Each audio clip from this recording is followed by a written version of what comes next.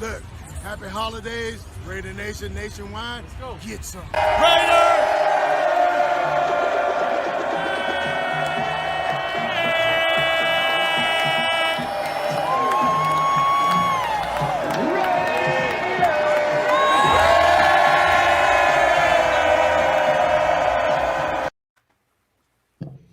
What's up, Raider Nation? I'm Hardcore Raider. This is the Hardcore Raider Nation podcast. We're live on Raider Critique's channel and my channel. We just want to welcome everybody. We got a special guest tonight, Wayne Mabry, also known as the Violator.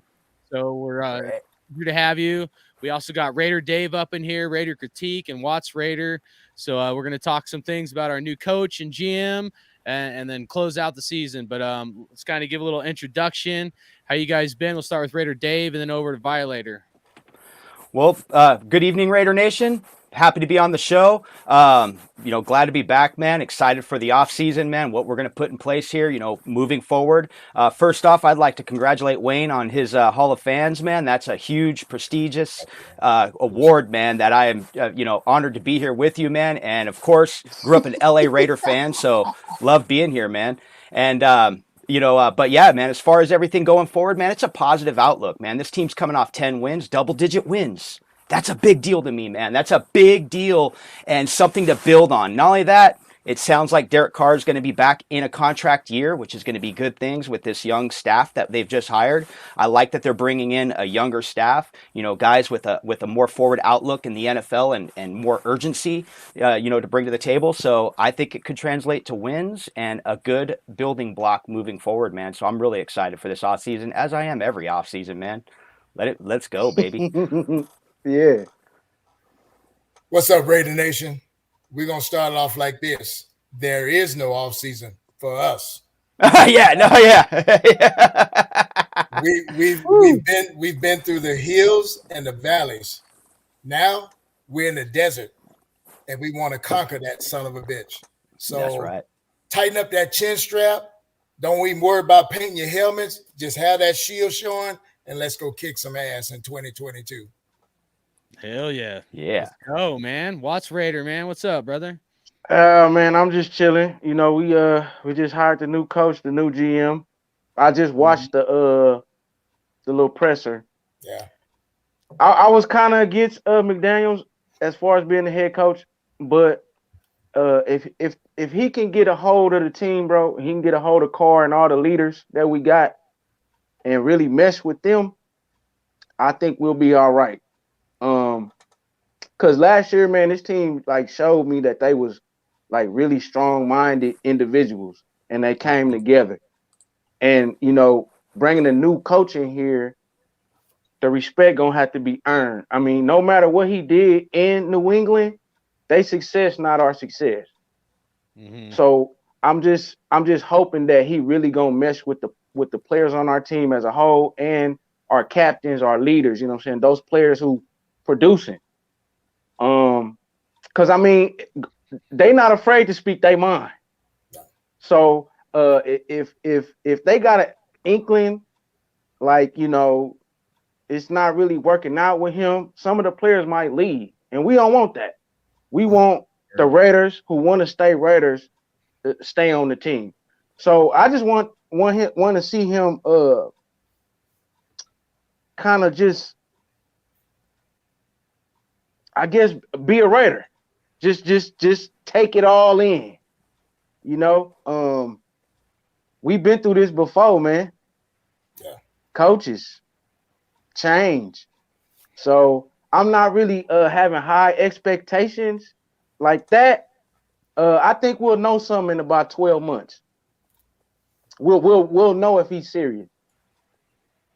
Depending on what the Raiders do, and if he don't blow up the roster, I think we can make the playoffs again. You know, so I'm not in all the hype really. You know, I'm happy that we got an offensive mind in the building. So maybe we can start scoring more in the red zone. So yeah, that's pretty much all I gotta say, man. He got to show improve to me. You know, because I mean, we done been through this so many times. Pressers, new coaches. I mean, man, I was watching that thing and I was just like, man, I don't watch so many of these. You got to show me, bro. You got to show me the cue cards. I ain't worried about that. You got to show the Raider Nation that you trying to make us the best. That's all we want. So yeah, definitely, man. Well said. From the sound of it, to me, when I listened to the presser, man, these boys sounded hungry. Now I was sitting here thinking to myself, when all the Harbaugh talk was going on, I'm sitting there thinking, like, man, that's another John Gruden waiting to happen. We're about to shell out a bunch of money to get this old timer coach in here. And no offense to anybody here, it's just the game has changed so much that when it comes to shelling out that kind of money for a quote unquote celebrity coach who's coming from a Michigan football team that just won a bowl game, compared to a young and hungry coach, like I wanted Byron Leftwich, but I'll go ahead and take McDaniels. I've sat there and looked at what McDaniels has done, as an offensive coordinator, and I can only count 3 losing seasons. And that's when he was with the Patriots back in 2020. They went 7-9. And then you had down here when he first started with them. You talking about when they had Cam Newton? But they did start out 3-0 with him. Yeah, with Cam Newton 2020. Yeah, right. And then he was the offensive coordinator for the St. Louis Rams. In 2011, he went 2-14. Yep. But I mean, other than that, it's been 12-4, 12-4, 14-2, 13-3, 11-5. I mean, this dude's a winner. And I don't question that though. I really don't. I don't question his pedigree. I don't question that at all. And then on top of that, they brought his homeboy GM with him too. You know what I mean? And that guy right there, I guess he used to be player personnel is what he was in charge of. Yeah. So they were working together. I actually like the fact that we went out and brought in Duel, because when we lost Mayock, I was like, well, now what are we going to do? We have no coach. We have no general manager. Are we going to have to hire both of these guys at the same time? Are we going to be able to hire guys who are going to be able to get along with one another? Right. That was an issue too. I'm sitting here looking at all that, and then plus with all, you would have to get a GM first though. If we was gonna have to get a GM first. So yeah, that's a proper procedure. The way I see it too. Yeah, I heard Mark say something about Rocky Road, buddy. This season's been like craters in the street, right? Man, this has been, and this has been the worst, one of the worst seasons we ever had, bro. We've got some things that we got to tighten up, but I think that this is a really good start, especially hiring two people who have already worked together and worked well together by the way the New England Patriots have looked for the past 20 years. So, I mean, why not give them a shot? I know a lot of people have been hating on it. Everybody wanted Harbaugh, but look, if we would have went after Harbaugh. I wanted Harbaugh too, but he was asking for too much money. I mean, he was. Yeah, and he was. To me, that's not where we need to go with this. We need somebody who's young and hungry. If I could jump off that what you guys just discussed there, one thing though, Ziegler, I think they made it pretty clear in today's press conference. He's in control, and this isn't. It seems like a buddy system, but it's really not, because Josh McDaniels will be held accountable, as a head coach versus what we been dealing with the last couple of years, where I got to say, John Gruden was probably making the decisions over Mike Mayock when it came to certain picks and certain decisions. It seemed that way. I think John Gruden had a lot more power. So I think this is a little bit more of a GM. It's a little bit more different structure, and the background with these guys, man. The university, the coaching university that they come from. It's organized. It's really organized up there in New England. It's been like that for years. Yeah. Yeah, yep. And so like there's a lot of positives, and still it's just that building, that foundational building block that you want to put in place with a younger staff, with a lot of more urgency. That's been the key word that I've been stressing the last 10 years. Urgency. Aaron Rodgers and the Green Bay Packers play with a sense of urgency, get the ball upfield. Patrick Mahomes and the Yeah, Kansas City Chiefs yeah, play with urgency. Josh Allen showed us urgency. Joe Burrow is showing us Joe Cool, but urgency when it matters. Getting those points that matter the most, that win you football games and get you to your final destination where you need to be in this league, man. That's Super Bowl right. champions. One thing, I wore this specifically for this show because number Yeah. 4, I'm after number 4, man. And number 4 has been, that's what we were preaching Look, back man. then. Number 4, Look. man. And this is a game where you are graded by your championships, man. Not saying we got to win it every two year. plays away from beating the Bengals, man. Yep. And that's something to build on. And that team that beat us I'm is just- in the Super Bowl. Hey, hold on. Right, right. Sorry, I got to let you guys talk. You guys got some blues going on here, so I gotta share some golden news today that came to my door. All right, What's so, that? Nice. Lay's Chips, right? Lay's Chips had this thing on Twitter, and I'm not a big Twitter guy, but it was like post a picture or something. You might be able to get a bag of Lay's that had the Raiders on it. So long and behold, Oh, Yeah. that's clean. oh man, I'm not gonna. I'll take it Yeah, out. Of yeah. here. You can't open it, bro. You can't open it. I'm not gonna open it, but I'm gonna show it, man, because I can't show it in the box that good. Yeah, that's So pretty we're badass right growing there, in man. glory. You see that? We're golden, man. Raider Nation, we're golden right here. And I got this bag. I got this bag because I did the video with the Violator saying "Happy Holidays." I posted some other pictures, but I'm giving the credit to the Violator. So Hey, this man. amazing Team effort bag right of there. glory is because of the Violator. So I don't Team care. effort, brother. Well, I do care that we lost, in the playoffs, but Yeah. this bag makes it a little bit better. So thank you, Raiders. Thank you, Lays. Hey, and man, Let's that's Violator, awesome, man. right Let's go, there. Lays. Let's go, Raiders. Let's do this. Good stuff, brother. I was gonna be eating chips and make you guys think I opened it, but I'm not no. gonna Don't do open that. that.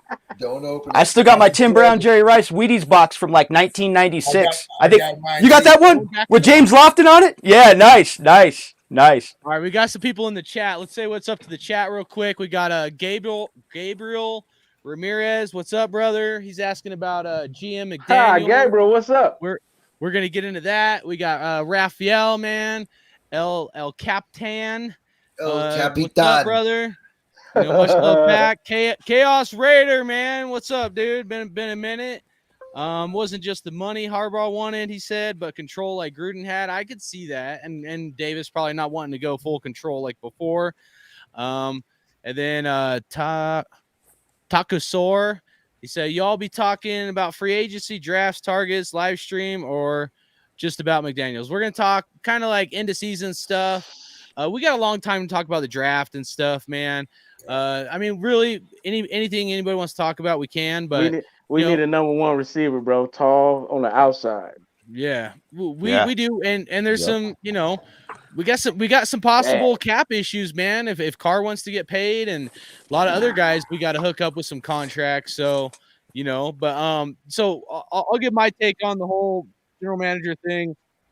I think that the general manager is a really good fit for the Raiders. Okay.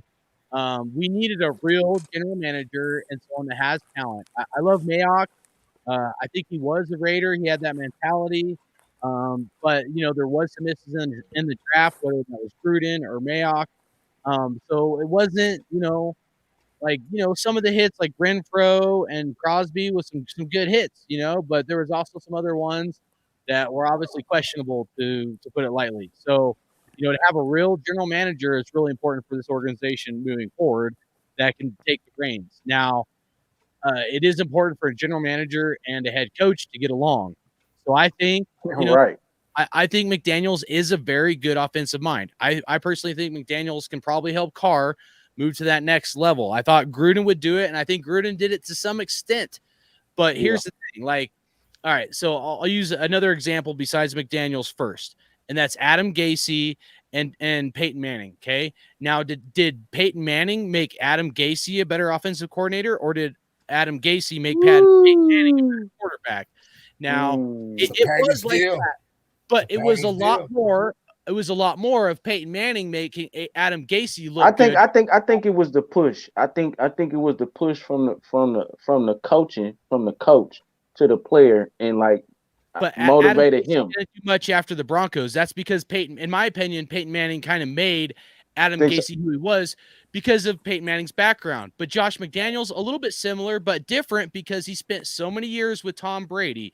So the question to me that I asked myself, and I'm not saying I exactly have the answer, is did Tom Brady make Josh McDaniels who he was, or did Josh McDaniels make But Tom Brady? look. But Or this what Mark or Davis said. did they blend and Josh McDaniels learned a whole lot from Tom Brady and knowledge that he can carry over because Tom Brady possibly could have made Josh McDaniels look better than maybe Josh McDaniels really is, but that knowledge is power. And if obviously we're probably going to keep Carr, I would assume, but if we're going to keep Carr, that knowledge could be very powerful moving forward for this organization to maybe get Carr over this hump that we've seen because I've been kind of both sides of the fence. We've seen Carr like throw dimes and be like Johnny on the spot, and then we've seen other times where it's not as good, but we know he could be better. So like my question is, can McDaniels get Carr to that next level? And that whole Brady thing that I mentioned, Brady versus offensive coordinator thing earlier, as well as if Davis wanted the GM from the Patriots, then McDaniels was probably like maybe a sympathy hire, or maybe he's a good fit to help Carr. Go ahead, Violator. On that one right there, it's all about synergy. This is already a combination that we've all seen them be successful. That's what I think Mark needed because he didn't really have football minds around him that he really had confidence in. He said today he's been watching these guys from the other side of the field, basically. And that respect over the years, over those battles, me for one, when I saw it first come out, I'm like, oh, shit, no. But that was my heart. Yeah. My brain is saying, listen, this team needs a kick in the ass. It's time, with all this talent we've amassed over the years, and some fizzled out, some wasn't worth bringing in. We need to get some football people who want football people. Like they said today, you got to want to play or you ain't going to be around. I thought about Bill Parcells. Yeah, Nice. definitely. Nice. Definitely. And that coaching tree. I know what you're thinking. You're thinking of the Look, exactly. This is what Mark Davis said himself. And when he said it, I was like, man, you know what? He ain't lying. He been watching. Yeah. So look, this is what he said. He said he mentioned Brady. Yeah. But then he said Matt Castle. And then he said, what's the rookie? Mac Jones. Then he mentioned Mac Jones, and he was just like, man, this guy right here, he can pretty much develop any quarterback that got some talent, and he can put him out there and they can win games. So he was just like that. He was like, that was really one of the things that struck him. Like, it wasn't just Brady. Any quarterback pretty much besides Cam, because Cam not an accurate passer. He didn't fit their team. So other than that, like a Castle or Mac Jones, he was able to make those quarterbacks productive. I mean, even though Matt Castle fizzled out after he left, Matt Castle was able to get a big. He was able to get a big contract and all that because Josh McDaniels made him look good out there, pretty much. But the job he did with Mac Jones, I mean, you got to be like, okay, he can develop quarterbacks. So I mean, he been in offense for what? 20. What they say, 18 years? Yeah, 18 at least. Think about all the Super Bowl teams that they had, all the different personnel that they had, and they was able to win and stay consistent. Yeah, shout out to Matt Castle. Yeah. Shout out to Matt Castle for making y'all suck all them years, man, and letting us win all them years. Because you sucked as a Kansas City quarterback. Yeah, we love you. Yeah. You're terrible. So I'm going to bring the question back to Raider Dave and then Raider Critique. And then Violator, anything else you wanted to say as well. But did Tom Brady make Josh McDaniels look better than he was, or like was it a team fit, or did Brady make him? Brady look got developed over the better, years, but it man. also helped Brady do better as well. Now Brady got developed by Belichick and McDaniels together, and they brought the players in around Brady. That's exactly what they did. That's exactly what they did. I mean, because like when Brady was in the draft and he was falling in the draft, Belichick said himself he was watching Brady. He was wondering like, why this guy keep falling? But it was basically really on his physical, kind of like on his physical appearance a little It bit. was. Yeah. And so, but Brady's seen the smarts. He's seen the toughness, the heart, and actually to be able to come in games and actually win games, not be flashy, pretty much. So when Tom got to the Patriots, Belichick and Josh McDaniels, they built the team around Tom Brady, and they both helped develop him, coming from college. So I mean, they always had the right formula out there. I mean, we seen it. Firsthand. Yeah. We seen it. So I just want his personality to mesh with the team. That's the If key. he can do that, we'll be fine. We'll be fine on the X's and O's part. And if I could jump off that, Watts, he did mention that in the press conference. He said he needed to get better with people, man. And he basically admitted it was a maturity, thing that he was dealing with, man. And, we grow as human beings. And, the man is 45 years old, I believe. He's got 18 years of that heavy experience in the NFL working with the greatest quarterback in the NFL of all time. Yeah. I mean, even just, and to jump off your comment, Hardcore, when it comes to, did Josh McDaniels make Peyton Manning, or I'm sorry, did Josh McDaniels groom Adam Gase? Is that what you were saying? And then into how he worked in Denver. I'll kind of jump off that. Basically, what Josh McDaniels did that was good for that offense is he did draft Demaryius Thomas, and he did draft Eric Decker, who became Peyton Manning's go-to targets. So sometimes these things happen. So just as far as our build and what we've seen since the passing of Val Davis, Reggie McKenzie is a part of this. He drafted Derek Carr. He helped us get out of salary cap hell. We were in salary cap hell, man.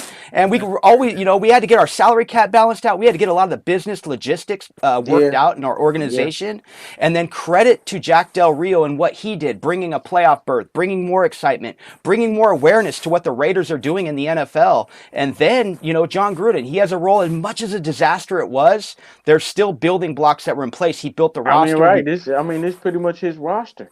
So this these are still be his roster. Absolutely, and this is the process. And this McDaniels hire is going to fit that offense because we can most likely will go majority 4-3 defense. We're going to keep the fullback. Obviously, they operate with a fullback double tight end set in New England. And man, we just got to clean up these red zone woes. We get the ball down the field. It's just when we get inside that 20-yard line, we got to really open up that playbook because the NFL is a fast moving machine, man. And they like Patrick Mahomes is already getting figured out. I mean, he's coming off. Yeah, he's coming off a Super Bowl loss and an AFC Championship loss when people thought these guys were just going to run away with it. So, but yeah, no, man, I hope I answered the question good there. So I don't want to keep talking, but man, we need another tall receiver. Yes. These guys will go out and find one. They already got some guys in mind. They would bring the right. They've mentioned pieces. They didn't say tear everything apart. They said pieces. And they already know from watching the tapes what pieces they need. So I'm waiting to see who gets pink slipped, who gets put back on third string or whatever, practice squad, and who we bring in. Because what I've seen over the last since Khalil left, we don't have true alpha dogs.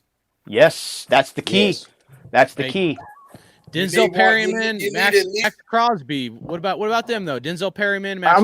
Max is one, but you need more than that. Here's the thing about Max. Now he's an all-pro, no question. But an alpha dog is kind of like a mixture of, because he's quiet like Howie. Howie led by example. His play did his damn talking. He never said shit. Yep. But what about Jacob? There, whoever was in front of him was shaking in their shit. Because that look in his eyes, you better bring a lunch pail. When we find, and those guys are still being born. Trust me, they're out there. We see They them are. on other teams. So once we get back to Right. smart scouting, Right. bringing in the right pieces, and when they said that, I just got goosebumps. The right pieces for what they want to do. Look Right. out. We won't. Well, We probably won't recognize our own team. If I could jump off that, you nailed it, Violator. I mean, just like Ray Lewis was an alpha dog.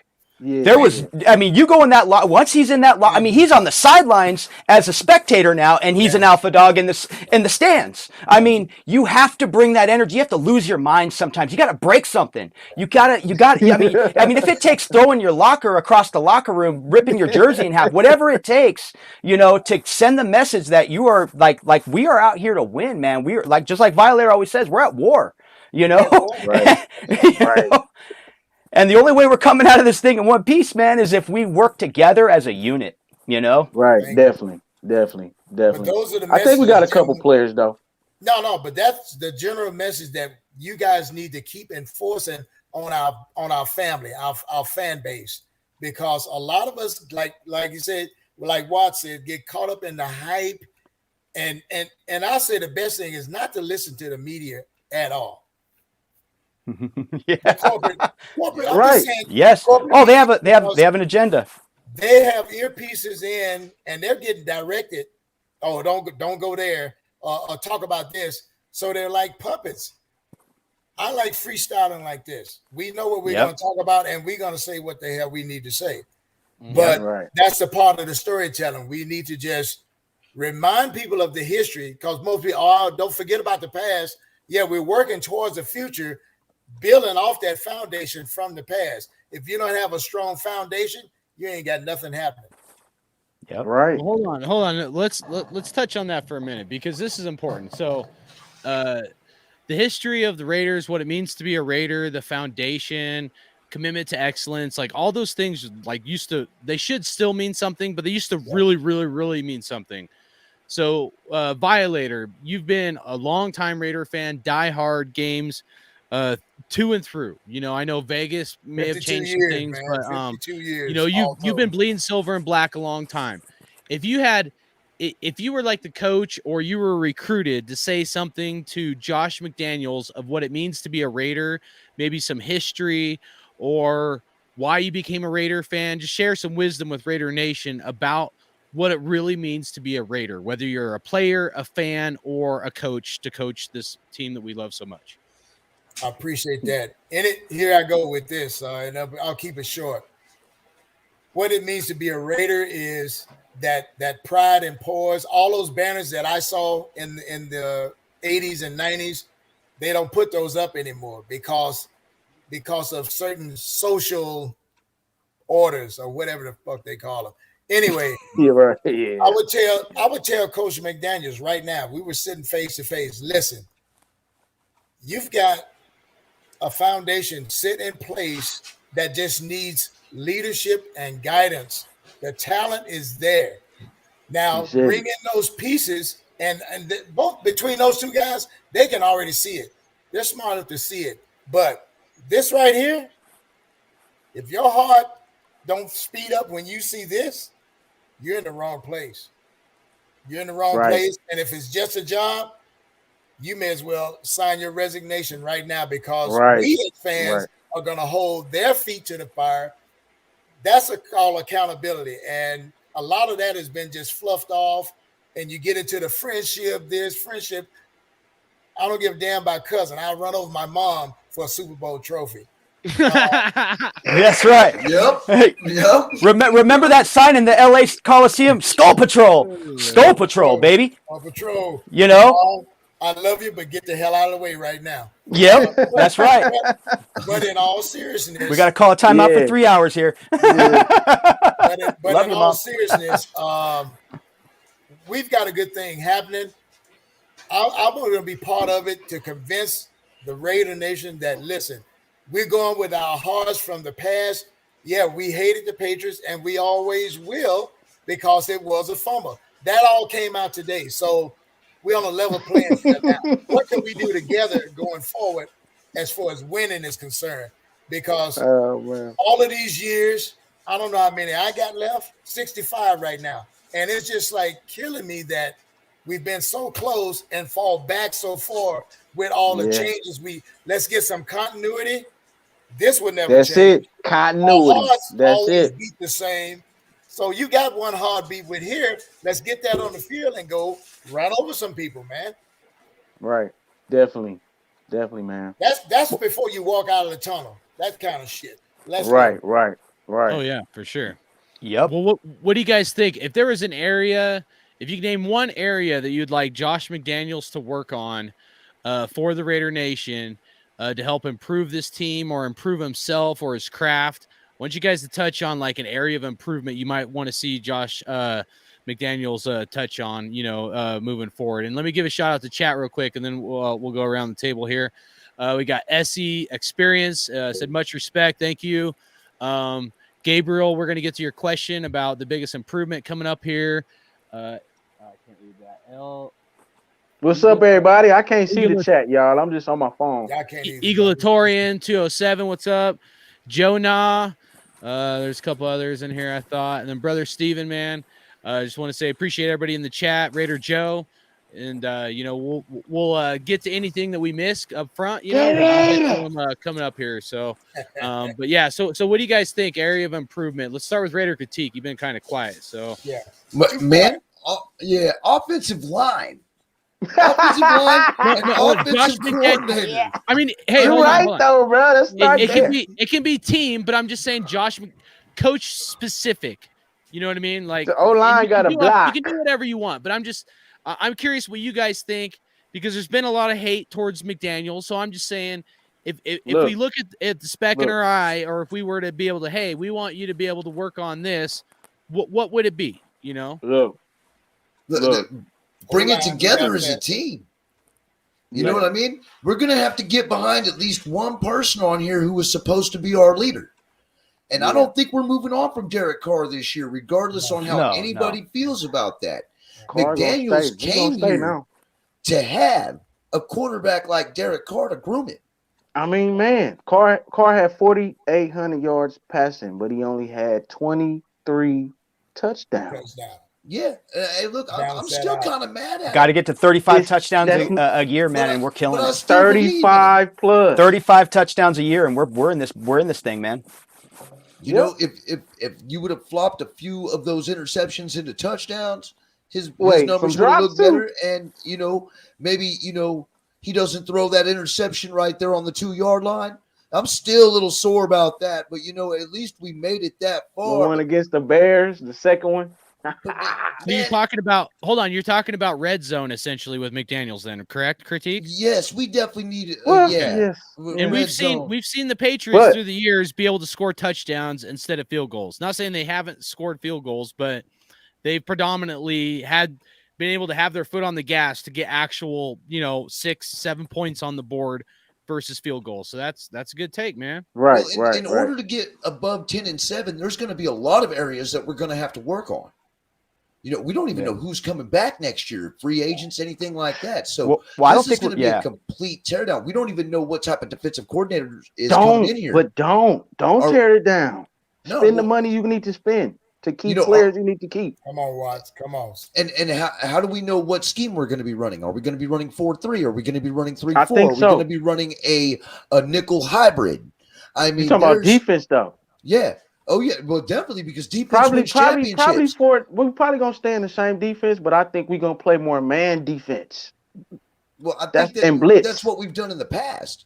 When we had Nnamdi and we had Route, we played a lot of man defense. That was our bread and butter. That was Al Davis too.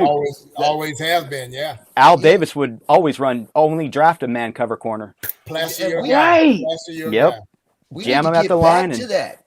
We need to but there's a lot of areas of improvement that this team is going to have to take strides to do. But I can tell you this: we're going to be doing it with DC4, regardless of flags on the goal line. Situation of football was my answer, and we've all seen them in games where they get to certain points and then they either taking unwanted timeouts, unneeded timeouts, to go and discuss something that should have been, okay, this Mhm. popped up, let's do this. They didn't have a guy that was in Derek's ear that was quick enough on the trigger to do that. Thus, you're wasting timeouts, and we lost a lot of games behind it.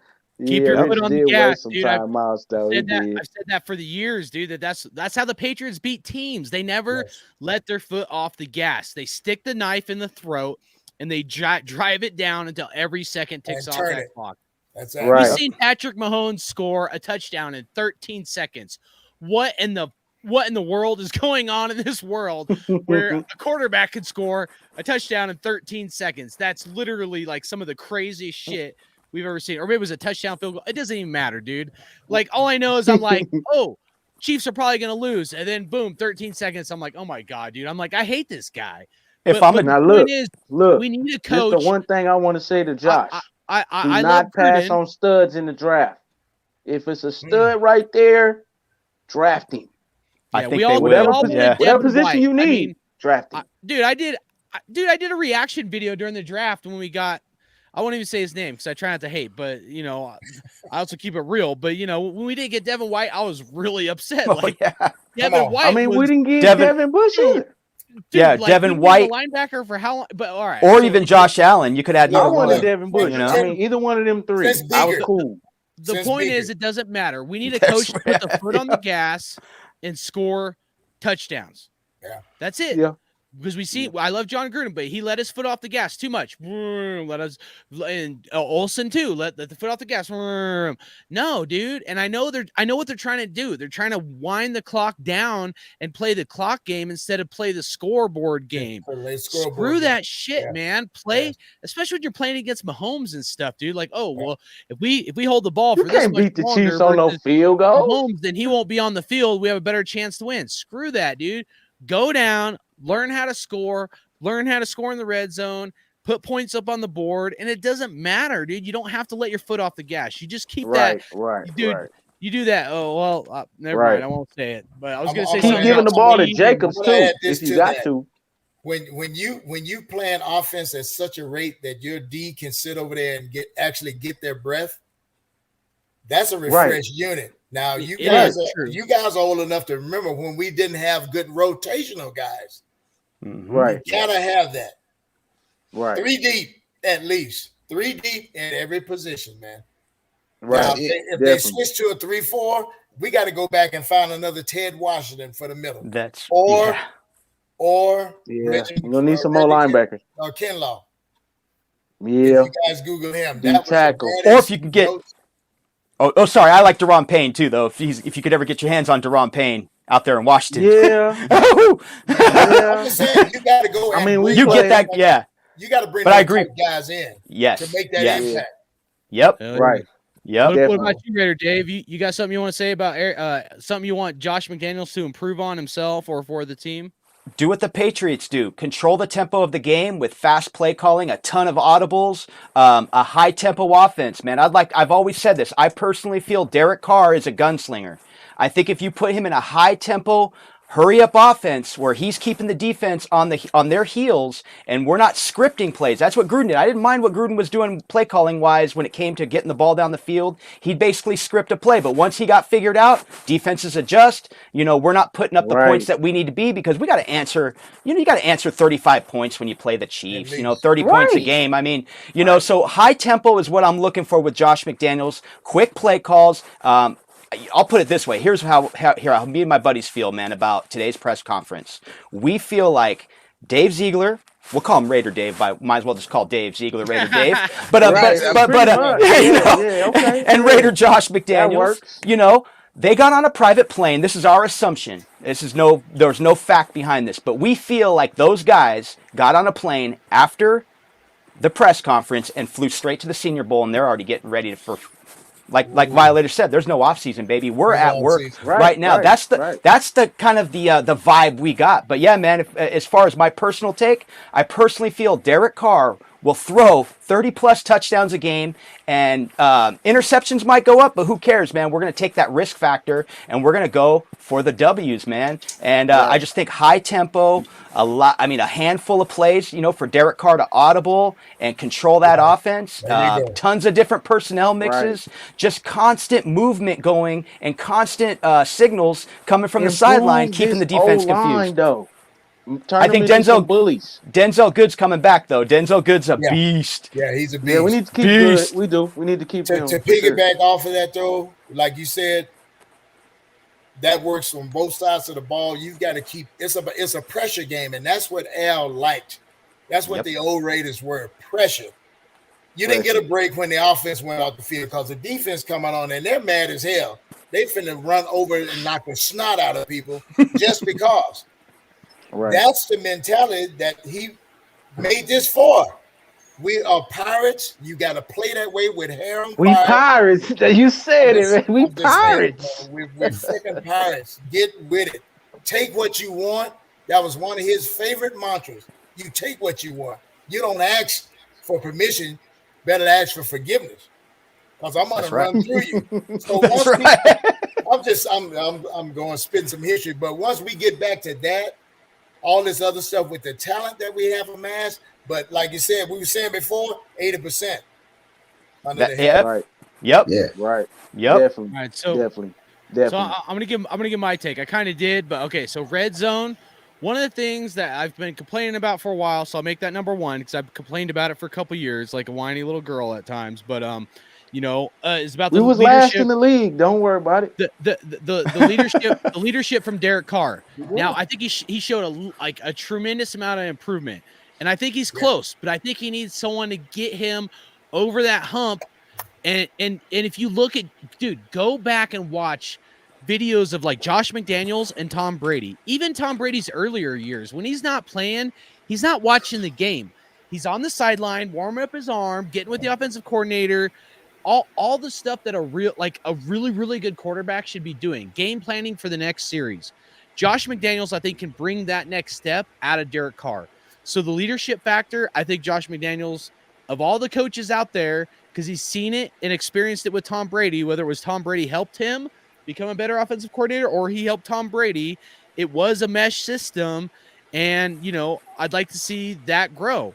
I want to see the red zone improve. I want to see him kind of win the hearts and minds of this team because that's going to be tough. That's key. We had Rich Bisaccia that, did a really good job in supporting and let's just be honest, the newer age generation is a lot different than, guys my age and like Violator's age, they might need a little more back rubbing before they'll go produce, just kind of the way the world is a little different now. And everybody wants to be respected and loved. So I don't want to necessarily give hate too much, but, you don't always have to have everybody that loves you, but you do got to have some, you got to earn their respect no matter what profession you do.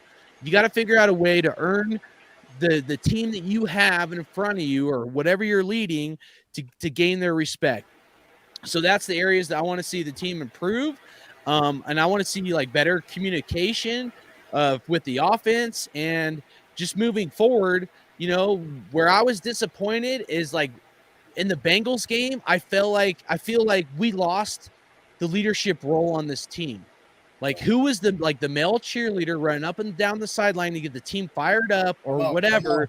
I feel like we had that the other games, and I feel like we stumbled a little bit against the Bengals. Now, whether that's Carr or Max Crosby or other guys, Perriman, at this point, it doesn't even. It was focus. But I'm just saying, it was focus in that game. Whether it's a player or a coach, I want to see that come together. Because you'll see that in Patriot games and the best teams out there, someone is always there to lift up the team when they're kind of down or tired, And I don't care. It used to be Brady a lot of times too. Right. Yeah. Hold digging people's ass. Yeah. So, and Carr's heart got a little hardened. And I think that made him a better leader because he realized he had to kind of man up and not always worry about people's feelings, dude. At the end of the day, it doesn't matter. It matters if we win. So those are the things that I want to see from this coach, and we all know some of the past stuff. It's been, anywhere on social media, the deficiencies with McDaniels, But just because he failed or he wasn't like necessarily good at something in the past doesn't mean that he doesn't have potential to grow and improve or that he has changed. So I'm not saying I'm in love with the hire of McDaniels, but I also don't hate it. And I can see a lot of potential, and I'm going to stay reserved, and we'll see what happens. At the end of the day, Right. it's like some of you guys were saying, where it's like, shut up and show me. That's where I was kind of at this year, and I'm still going to be kind of like that, because the press conferences, none of that shit, even what we're saying like here today, it doesn't matter until they go out and they prove it, dude. You could talk all you want and be a salesman, whatever. Go out and produce a product, and then move on, and go from there, and we'll see. If it is reality and facts, we'll see it on the field. And once we get back to that point, hardcore, there'll be a waiting list for tickets. There you go. Trust me. Right.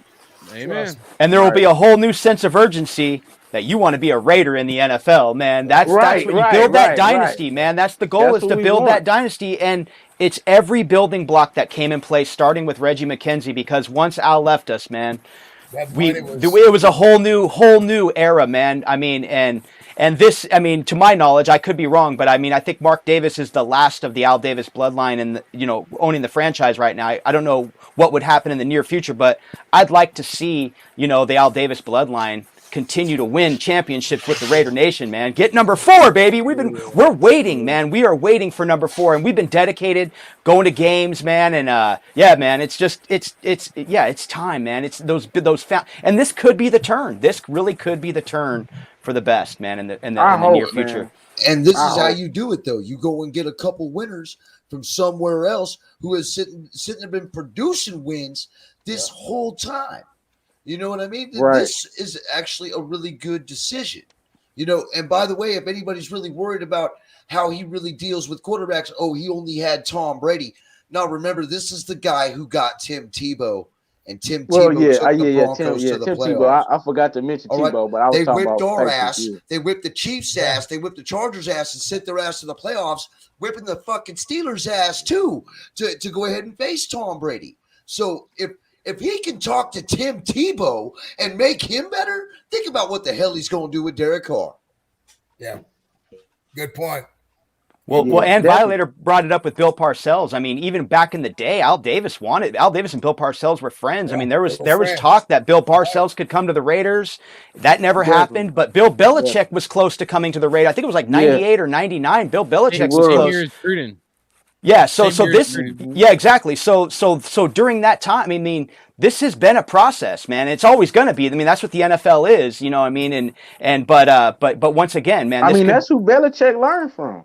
Bill Parcells. Thank you. Oh, absolutely. Absolutely. It all started with that tree, and yeah, man. I mean, I think that, and there's a lot of people that say the coaching tree from Belichick is not as fruitful. That's not exactly true. I'm sorry, but that's not exactly true, because Nick Saban was a Belichick disciple, and there's some other ones too that have done pretty well. It's a couple. It is. So but it's hard in coaching in any like where. But here's one thing I want to say. Okay, I'm gonna ask you a question, and then I'm gonna answer it, and then you guys can answer it as well. But what's the difference between now Josh McDaniels and our new GM Ziegler or whatever taking over versus when Gruden and then Gruden brought in Mayock? Besides it being kind of backwards and the coach bringing in the GM. Okay, in my opinion, is this: before we were moving from Oakland to Vegas, and it was a very painful transition for a lot of obvious reasons.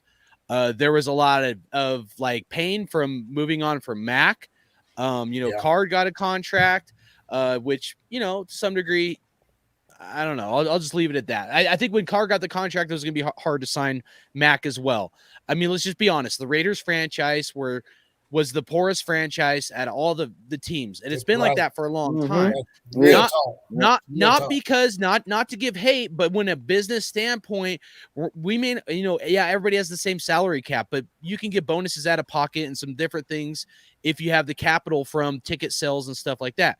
When you're the Patriots and you're going and you're getting 2-3 playoff games, home games a year, that's an extra 2 to 3 games you're getting revenue from, and ticket sales and concessions, all that goes to profit for that team to help bring in players down the road and shit like that. Okay, that's profits, so winning helps those things. It helps ticket sales and everything else. Okay, You know, we had a lot of things hit us right when Gruden came on. It was a very hard transition. Like the weight of the world was stacked against Gruden. Get Raider fans, not that necessarily Raider fans are going to stop being Raider fans for the transition. I mean, it was a total rebuild. Experience. Let's be honest. He It was gutted that team, man. Gruden gutted the team. That has bled silver and black. We brought in Antonio Brown to try to build hype. The HBO special, Hard Knocks or whatever.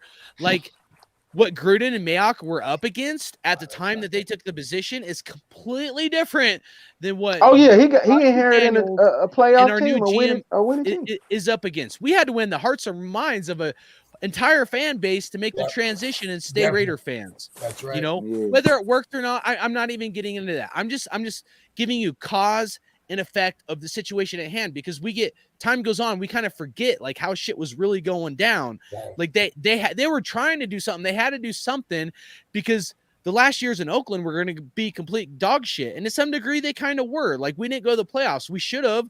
They should have done something to give Oakland a better leave. I think they tried. It was a failure. Well, we could have won that Jags game. This transition is set up for success versus the other transition wasn't exactly set up for success, in my opinion. Amari Cooper was quitting on routes and at the end of the games just jogging back, the 2-minute drills. I mean, all kinds of shit, dude. Like, he didn't want to be a Raider. So I think what we have set up in place and the foundation, because we got to give some respect to Gruden and Mayock, even if they missed on some shit, the foundation they built, if they don't tear this bitch down, which there's no need to necessarily, like, we have a great foundation to keep moving forward and stacking blocks upon blocks, which is what the Patriots have done. 10 years. You know, that's how I see things, the transition now versus then. But what do you guys think? Anything you want to say about that transition versus now? Violator, go ahead.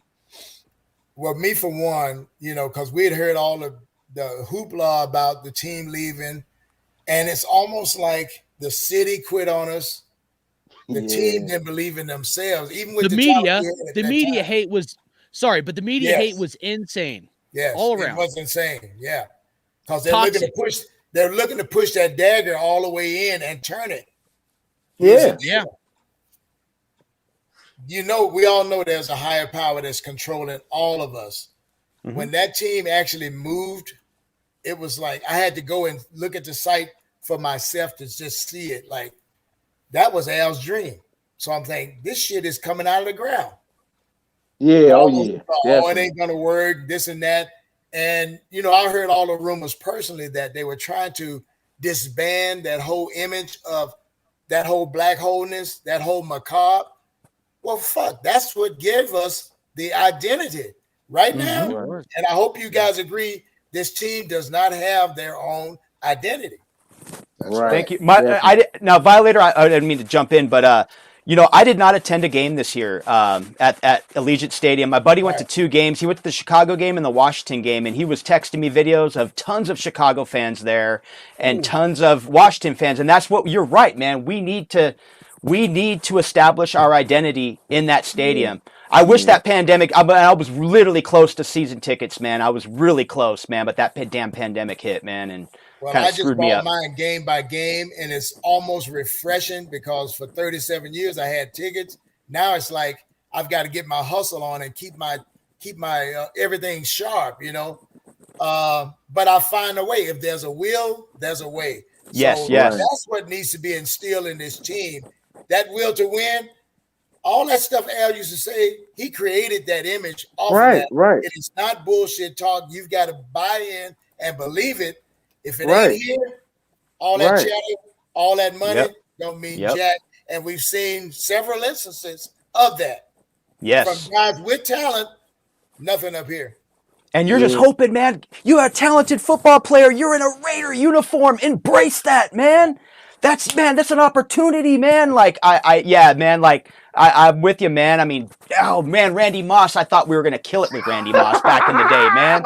You know, the Monday night game, we play the Patriots and they get the bomb. It was like a 60-yard bomb. I mean, you're just feeling it, man. I didn't mean to cut you up, but yeah, man. We're number 4, baby. Number 4. We're waiting, man. I literally watched him sit on the bench and pout for whatever fucking reason. And he's loving the media attention, but he wouldn't go out there and perform. And I'm like, dude. Yeah. I remember that. Had used we to quit had on the Gallup route, then, stop running the Gallup- route. Yeah, stopping on route. Just then he goes to the Patriots, clean up his fucking act. Right, Yeah. he's balling out. The one thing I will say is I did when in his Hall of Fame speech when he apologized to Raider Nation, I did accept did, his yeah, that was- I that did was accept classic. his apology as a sincere apology to the Raider Nation. Because I won't let man before he joined the Raiders, man. Randy Moss, I was a huge fan of Randy Moss, man. And when he We came just to the didn't have a Raiders, quarterback in the O line, bro. To be honest, we Yeah. didn't have it. I know. I just but like that mentality of a winning attitude. That was like 2005. We were 2 years fresh off a Super Bowl loss, three straight AFC West titles where you're losing to Super Bowl champions. We lost the Ravens, the Patriots, the Bucks. All those teams won a Super Bowl. One of the reasons I'm rooting for the Bengals this year again. You know, last 4 out of 5 Super Bowl or last 4 out of 5 playoff losses would be to Super Bowl winners. You know, so I'll take that. You know, just to boost us up a little bit. But yeah, man, that was a tough transition during that time, you know, was because we were transitioning into a losing organization.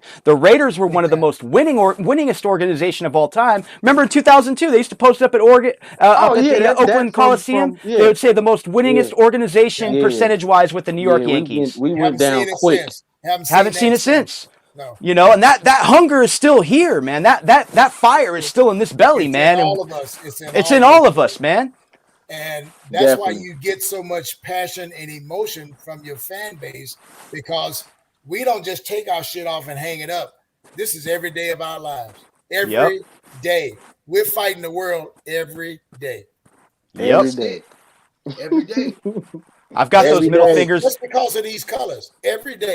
Oh man, I'm on the 15 freeway. If I'm wearing my Raider jersey, I get a couple middle fingers. You know, I get a couple middle fingers driving, you know. Man. I love it sometimes. I just love it. But you embrace that because Yes. that's when you know that you're already in their head.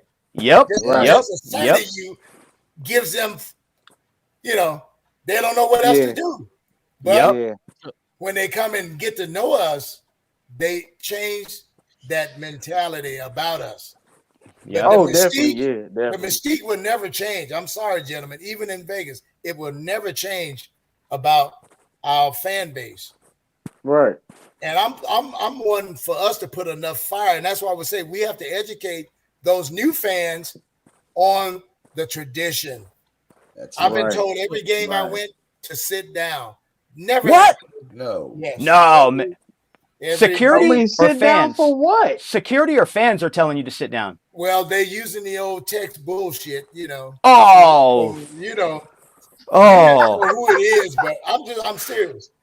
So my goal is to find an area where I can fucking stand and do what I've been doing.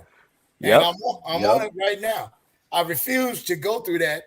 It was where I didn't even want to go. And I'm thinking, wow, I can't let that shit affect me. But it did. I was insulted. But I'm saying, hey, no, thank you for sharing that with us, Violator. Thank you, man. Real stuff. Dude, that's the kind of shit I've talked. Okay. One of the reasons we didn't do a show for a long time is because of shit because I had a feeling that this was going to happen. So maybe it's a little tinfoil hat on my side or whatever, but it happened. I personally feel like they don't want the diehard, not because my name's Hardcore Raider, forget that shit, but like they don't want the diehard Hardcore Raider fans that are just let's go. You know what I mean? I think that scares them. That scares them, really. Kind of thing. So you're talking about the mystique of the Raiders and us against the world. Well, since the NFL has a financial investment in us now because they help fund the stadium, right? Now I'm going to ask you, Violator. Just there's an open mind. Speak your mind. We're not here to agree with each other. We've never been like that. You know what I mean? No. But do you think that because the NFL has a financial investment in us, that now they may not come against the Raiders as much as they used to? Absolutely. And all of the old guard that used to screw us over, so to speak, they're retiring. We just 99 just retired. Good fucking riddance. Yes. You think I'm playing? Look, I made that for him right there. First down. Fuck you. Anyway. Yeah. The old guard is leaving out, and the league knows. The league would never say it to us because we're just peons, but that image, every other team is trying to establish that same type fan base. Right. Worldwide. I've watched this myself over the 30 years. Everybody's trying to duplicate what we do. Oh, absolutely. Absolutely. I mean, you remember the Carolina Panthers, they Nation? implemented silver and black into their uniforms. Dallas? You know, I mean, Al had a big deal with that, man, back in the day. No, the first team was Atlanta Falcons. Yes. That was the first one. The first one, yes. The first one. Okay. When the Tampa Bay put the fucking flag and shit. Oh, yes, when they changed from the Tampa Buck Bay, holding the knife in his mouth. Yep. Yeah. The Buccaneer. Yeah. I keep it original. Keep your Dang. I've had the pleasure of going to that stadium, and every time I look at that ship, I'm like, that should have been in our fucking stadium. But yeah, you're right though. I'm just saying, bro, that's the copycat. We are the Pirates. We are the original Pirates of the league. Right. Forget what you heard. We are the redheaded step kids, and I embrace that like a badge of honor. Absolutely. Hey, absolutely. Look, but AFL, NFL though. Right. AFL, NFL. Well, that's what Violator. What's that? Teach us on some of the history. I've talked about it a little bit here and there on some shows, but say something about how when the AFL versus the NFL, before we were united as one, okay, how the Raiders were the last team of the AFL to be picked, and how our funds weren't there for our team, how that affected the I don't know how the right word, like transgression or the development of the Raiders and having to go to like minority groups and stuff like that to get players because we didn't have the capital like other teams did. It was Al Davis' vision, man. The wisdom of Mr. Davis to go out and have that, what do you call it, that forward thinking. You talking about that whole merger? They did not want that to happen. The NFL. Yep. Did not want that shit to happen, but he had enough guys that he got together that had some clout in the AFL and enough money. We'll form our own league. So the NFL. Because Al really didn't want it at first. He wanted to keep taking their players. Right. That's what he wanted to do. Because the NFL was stuck in the old 3 yards in a cloud of dust. Al wanted to be innovative and attack.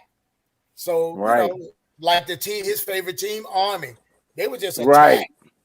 Right.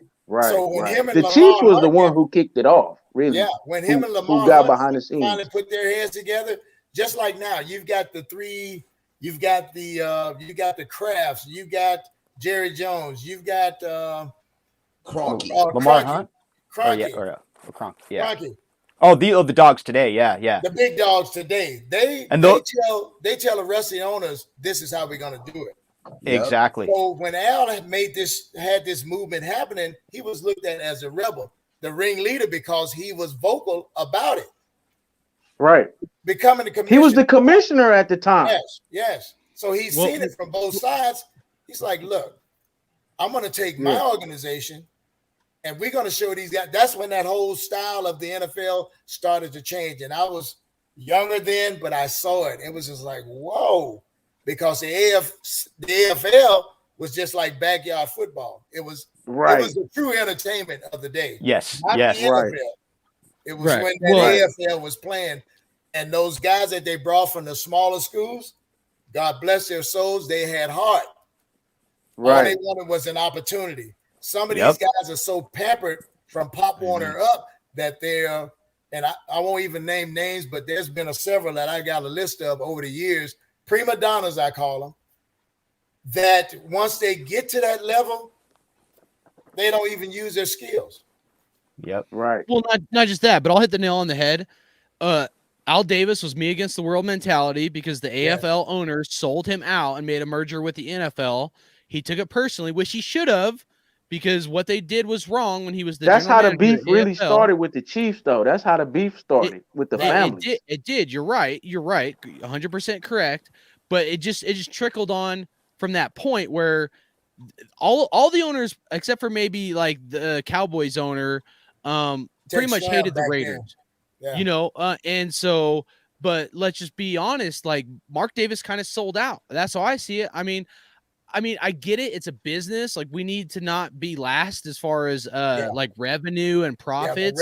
Share revenue. Yeah. But you know, he's drinking martinis or whatever with Robert Kraft. I mean, the commissioner, and they invested in our team. Like it's complete opposite of what it was. It was a me against the world. Fuck the NFL to like we kind of sold out. I mean, I think we were forced out of California, man. I mean, that was all Stan. That was all Stan Kroenke. Stan Kroenke's very powerful, and he's got Al Davis's dream right now in L.A. He's got Al Davis's vision right now in L.A. He's got a Super Bowl in L.A. and he's going to blocked by the Chargers, really. So in reality. Yeah, but who was Stan Kroenke to give the Chargers dibs over the Raiders? That was a dickhead move, man. And let me tell you why that happened, brother. Because them not having equal ownership of that palace over there, SoFi, it don't rate to ours. I'm gonna just be honest. I've been in both. Oh, right. Don't even hold a counter. Oh, of course, yeah. But here's the deal: when he came back, remember all that fight he did with St. Louis, getting back to LA. Yes. Right. He's throwing his money around, and when they got together, remember we were supposed to have been sharing a stadium with the Chargers. Chargers, yep. With Magic Johnson's deal. Magic Johnson's deal. San Diego mayor came out and was talking trash about it. Yeah, because he saw it was going to happen.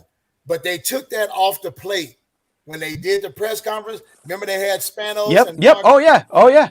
Standing at the end of the line like they weren't even part of the freaking deal. Right. They had made a decision corporate wise. These are movers and shakers, gentlemen. Oh yeah, right. This is it. And Kroenke had been bought the land over there, so he was going to do his thing regardless. But what Kroenke's biggest fear was what we see happening when they do play, we take over. Right. We would take it. That fan base, right. Think about all the years since we had gone back to Oakland. That fan base almost quadrupled. And I'm talking generations here. Right. Yeah. Anytime there's a game, we're showing up. Yep. In San Diego, I've watched it for years. Right. Right. I went to 20 of those games with your brother. Yep. I'm just saying, we went from the NFL's hated to now the beloved. Let's do the draft. Let's do the Pro Bowl. Let's do the Super Bowl. Now we're loved. Yeah. So it's the NFL put their money in. But one other thing to answer your question too, Hardcore. Keep in mind, Ronnie Lott's group in the Bay Area, they had 7 stadium proposals. All 7 were shot down by the NFL. That's right. They didn't want the Raiders in Oakland, dude. The NFL did not want them in Oakland. And that's the reality. If you go to a Raider game, like I'll put it this way, like back in like the early 2000s, my buddies that lived in Livermore, we go to the games, we drive up from where I'm at, give or take, could be 9-11 hours drive. We drove all the time. We always drove, but when you fly, it's fun. But driving was always, hey, let's go on the road trip. Here, let's do this. And so, but my buddy would point out when we're tailgating, he'd be like, hey, dude, on Fridays. He goes, that's when everybody lines up on payday. That's when everybody lines up to get tickets. And these games sell out because this is a blue collar fan base, man. This is the true diehard fan base, man. And that's what you're seeing in the NFL. So you just look at the Super Bowl prices right now in LA. If you want to sit nosebleeds, it's like $8-9 grand. I mean, so they're like Violator said, they want people sitting down. They don't, and they're. The corporate, it's a corporate mentality, man. They want skybox fans out there. They want fans that sit in the skybox and toast champagne. But we are now officially a corporate team. Yeah. We are. But who would have ever guessed that Dr. Dre would be doing a halftime show? It might be the Rams and the Bengals. But we all know NWA was saying "fuck the police" wearing fucking. Nobody liked the Rams when I was a kid. Nobody. We didn't like no Rams. That was Anaheim. They wasn't even LA. That was Anaheim Rams. And they were mad because we would take over that stadium. How are you guys getting in here? You guys are selling us the tickets. That's how. We everywhere. We're everywhere. And they hated that. They still hate that. You guys bring that. I got that true story from some executives from San Diego. I was down there doing the Super Bowl, all of the media stuff all week. So I went to Jerry Rice's event and they wouldn't let us in. Now we got press credentials to go in with the NFL films, but one of the city police would not let us in until the lady had to make a phone call to his boss and explained the situation to him. You are the whole city. And he's just like, I don't give a damn. They're not going in there. So Jerry Rice heard the commotion from inside, comes to the door, saw it was me and Tuzak, and he's like, hey, my brothers are here. Let them in. And this guy, once his boss says, look, if they got credentials, they can go in. But he remembers us from the Charger games, and he's like, no way they're going their ass in there. Wow. Walking Was in this the Super door. Bowl 37? Was that Super Bowl 37? That Yes. Okay. Us against Tampa Bay. And we only had a week to prepare that week, so it was Yes. a short week. But it was we didn't even have a billboard down there. That'll show you how one-sided the shit was. And the league didn't force him. He says, nah, you will never have a billboard down here. I don't care how many times you come to the Super Bowl. That is the impact that we have left on teams around the league. And I hope we don't stop doing that. We didn't go down there and tear up shit. We're going to support our team. Yep. That's what they hate, that we come out from every fucking where. Like people say, oh, yeah, I'm mad because they left LA. This fucking thing is global. Right. Yep. This is Sure global. is. Yep. Well, we got Amen to that. We got a lot of people in the chat. We talked about a lot of things, coaching, general manager a little bit, We ain't even started, man. And then since you said it was global, Violator said we're global, we got to give a shout out to Germany. We got Germany in the chat, folks. Hey, Raider Nation. big time. That's right.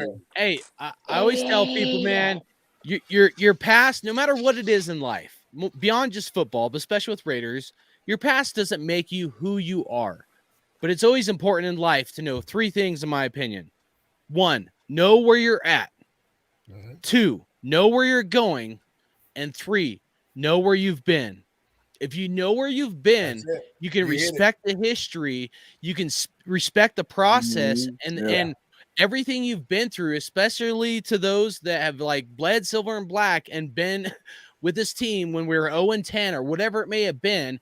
If you understand the history and the emotions behind maybe some of this fan base that have been here for a long time and respect that perspective and what we've been through to be where we're at now, then this, NFL Network talking about the Raiders is a little weird to me. Whoa, they're not talking bad about the Raiders. This is really weird. But I'll take it. Any love I'll fucking take, because I've gotten hate my whole life being a Raider fan. But we cannot make no more mistakes in Vegas. What's that? No. We can't make no more mistakes in Vegas. Well, I don't know. Well, number one brings in, man, is nice, good quality players. People who aren't going to have a problem in Vegas being able to go out and experience what Vegas has to offer, but not go up and act like a fool and get in trouble, get DUIs, get in car accidents. Right. My homeboy Scream was sitting there saying that, being a part of the military as he was, there needs to be a mentor system in place with these old school Raiders to show these new school Raiders how to be, how to act. That's actually a wonderful idea, and I hope that definitely, bro. This would isolate incidences like what we had with Nate Hobbs, Henry Ruggs. Youngsters Hold on. who don't know how to act right now at this moment. But you get in here with some of these OG Raiders, they'll show you what's up because they've done been through it. And you got to get through these young men, man. Their whole lives are ahead of them, man. When they're drafted into the NFL, a lot of money, they still got their whole life ahead of them, man. So a really good mentorship to, especially in Vegas, man, because, we had a couple situations, man, and we'll hope for better things in the community and everything. The Army does this on Fridays. Here's what the Army does as an Army vet, right? On Fridays, they tell you, don't drink and drive, don't beat your wife, don't beat your dog, all this, it's called a safety meeting, right? But it never fails. There's always some dumb fuck to go do some dumbass shit, get in a fight, drink and drive or whatever. But at least if you have a meeting of what not to do, even though it's supposed to be common sense, right? Yeah. If you have a leadership in place that tells them the common sense shit, but like you reiterate it and you reiterate it. And you're like, don't do this. Don't do this. If you're going to do this, call me. If you're going to do this, call me. Right. Like it's engraved in their head. We need that kind of leadership, whether it's Josh McDaniels, Derek Carr, I don't care who it is, honestly, at this point. But you're going to do some dumbass shit because you're in Vegas or whatever Friday night or whatever it might be, you got to figure out a way to get the team to where they understand that mental concept, because if they're that young and dumb, they have money, they want to have fun. We all do, man. We've all made mistakes. Nobody is fucking innocent, dude, but we need a kind of leadership that can help with that. I want to give a quick shout out to the chat real quick. We got Ponda Solima, Elizabeth, Raider Trave, Mike Lee. Keep scrolling up here. Can I give a shout out real quick? Razor Raider, Andrew, Bugs Raider, what's up? Everybody, Raider Joe, anybody that's in here, man, appreciate you guys for tuning in. There's been some comments. I know we're getting kind of late and you guys got to get going. All of us have to work tomorrow. I just got to give a shout out to my cousin. He's in the trap. Raider Trap, bro. What's up, dog? Oh, what up? What up, Raider fan? We watch the draft every year, man. We watch the draft every year. Hell yeah. Yeah. Thank you, Violator. I appreciate that. Thank you. And all this old school cats that came back. I know we took a break, but a lot of good things. Especially appreciate like where we've been, even if it's painful. Like respect the process, because that's our passion, dude. Like we still love this team even when we were 0-10. Like I was at that game, by the way. Raider fan, you may not understand, but any of us that have been here, no, we played the Chargers. We lost like 13, I think 6 or something. But then we beat the Chiefs on that Thursday night with Latavius Murray. Yeah, man. But I was telling people in the stands that day, I'm like, Derek Carr, man, this is what I want from my young quarterback. I want him to play his rookie year, not sit the bench. Go out there, throw him to the wolves. They did it, man. So like I said, man, that was a building block back then that I was talking about in the stands with amongst Raider and Charger fans. Good moment though. Good day, great fans. Let's close this show out right. All right. I think it was, hold on, let me scroll up. I can tell you. I think it was Gabriel or Andrew, but one of them were saying, what do we think was the best improvement and like the worst thing for this season? Essentially, it was way up there earlier, but I think that's a really good question for us to like maybe touch on. And along with that, okay, so like best thing improvement and then worst thing for the season or whatever, like where we need to improve. Give your closeout statement for the Raiders for this season. So I'll start and then I'll pass the mic to Critique, and then we'll go Watts, Violator, Dave. Okay. All right, here's what I'm going to say. Best improvement, defensive line. All we heard for the last, I don't know, 5 years or how many ever years since Mac left was we didn't have a defensive line. So shout out to Ngakwe. Sorry, yeah. I'm terrible right now. But and Max Crosby and even Gus Bradley. I know we gave up some points, but just a huge improvement, dude. We got to give a lot of respect to the defensive line, the fight and the drive. They kept us in games because of the defense. So the biggest improvement I will say is defense, and then the other improvement I'll say offense. Derek Carr, I thought he improved a lot as far as the leadership. I think he still has a ways to go. We'll see about contract or whatever, but those were my takes. And as far as this season, not good enough. It should have been better. We waited a long time. I know we had a lot of shit against us, but I'm going to go into the next season just like this season. Not good enough. Shut the fuck up and show me. And that's Nice. All right. Amen, brother. Hey. Best improvement? Yeah, I would have to say probably the defensive line and linebacking core. The linebacking core was absolutely excellent this year. Denzel Perryman was an absolute just bright ray of sunshine. That we haven't had a guy like him since Kirk Morrison, man. Dude who demands the whole center of the field. And it was nice to see decent linebackers out there who weren't named, Kwiatkowski. And I don't have a problem with Kwiatkowski. He's a good player. He was a great player on a really bad defense, but he is only just, a really good player on this defense. You know what I mean? We have plenty of weapons at the linebacking position now, or at least we did. Now we're getting ready to restructure. when it comes to the linebackers. Yeah, I mean, we in the we defense, paying too but- much money a little bit, so we might have to do something with that. All right, and the biggest disappointment? Well, I mean, it's what we've been complaining about for the last 3 years under Greg Olson. Offensive play calling. Offensive play calling has been absolutely terrible, and the only thing I can hope for, and I'm going to say it, I don't care if Stuart Schwaggart likes it or not, fire Greg Olson. Please get that dude out of here. Derek He's Carr gone, can though. go on. Yeah, Yes, they're going to probably wipe the whole staff of coaches, most likely. I mean, I don't have a problem with the guy, but when it doesn't work, it doesn't work. We brought him back for a second stint. We still couldn't get past, besides this year, the 8-8 and 7-9 threshold. It finally happened this year, but they had to have that swift kick in the ass to get them to 10-7. Right. I just, young-minded guy. We need a young-minded guy in here, somebody who can work with Derek Carr and actually bring out his strengths, somebody who can work with the wide receivers, somebody who can work with Darren Waller to make him better than what he already is. Right. And I mean, he's great, but he can be phenomenal. I mean, the sky is the limit with that guy. All he's got to do is just apply himself and get the right coaching regime in here to do so. Right. Right. Good Well, stuff, brother. I love that. I mean, I could pretty much piggyback off you, bro, to be honest, but I'm gonna be different. I mean, the defense, I do believe that was the biggest. That was really the fun part of the season for me, though. Seeing the defense, seeing that we had some sort of defense out there, but we was terrible in the red zone on defense. But we made plays. The defense played on grit. They played on a lot of grit, But I'm gonna say this: the biggest improvement I could say from 2020 to 2021 was the offseason and the free agency period and the draft. May I gone, but I'm going to give him credit. He improved the team a whole bunch prior to the 2020 team with what he did in the offseason. Going to get Yannick. He got some players that Chucky wanted.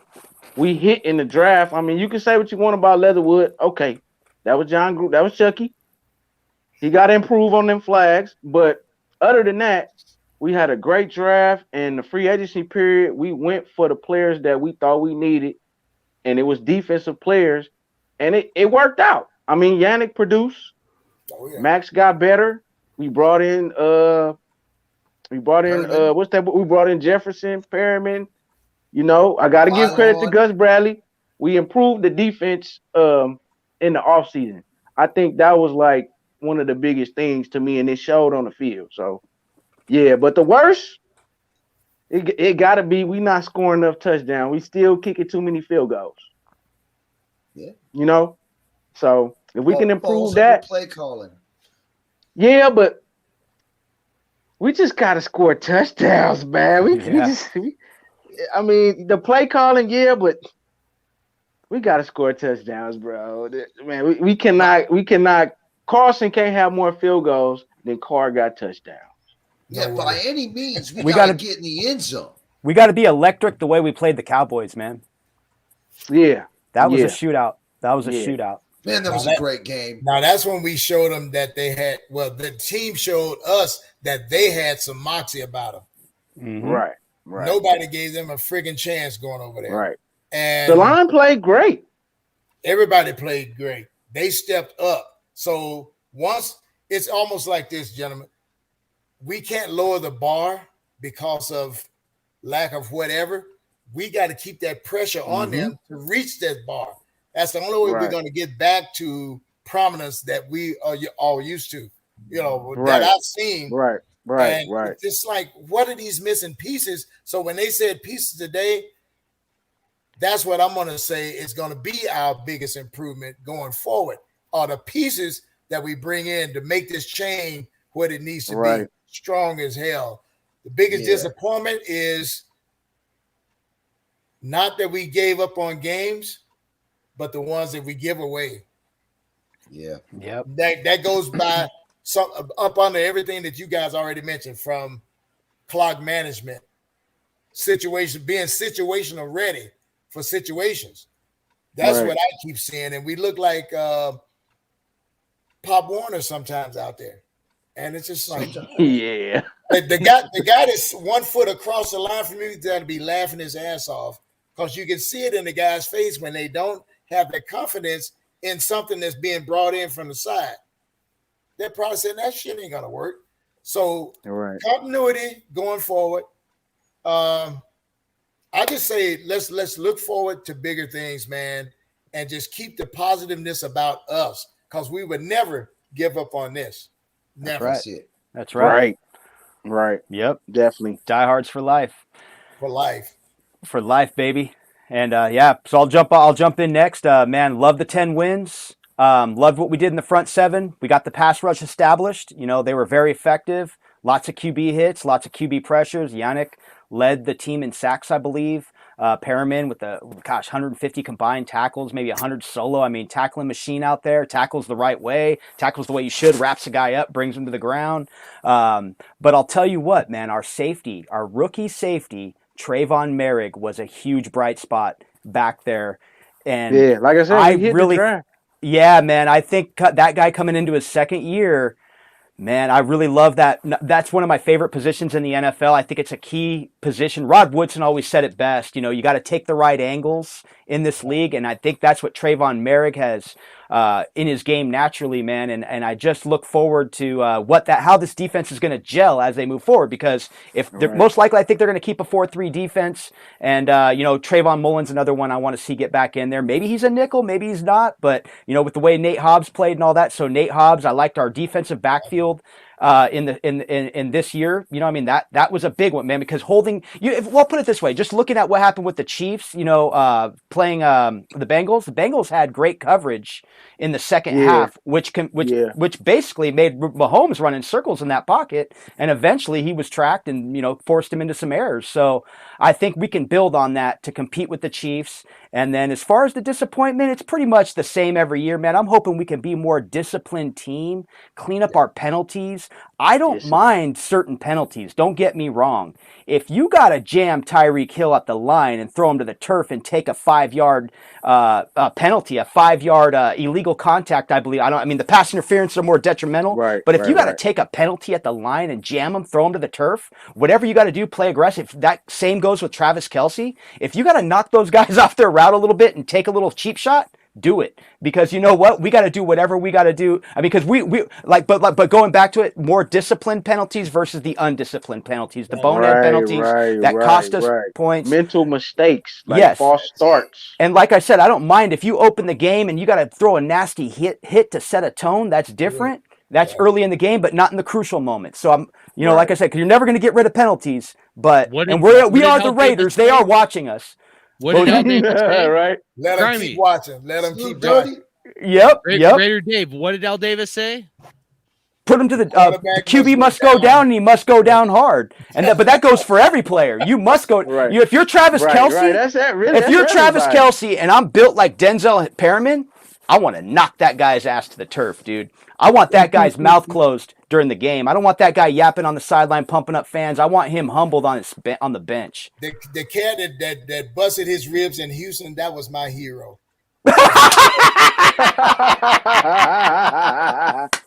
Love it, man. Old school hit, man. Old school, baby. You come across here, you're getting hit. Yep. Once our guys get that mentality, they can throw all the flags they want, because it's in the other guy's head. Yeah, I don't man. want no part of him.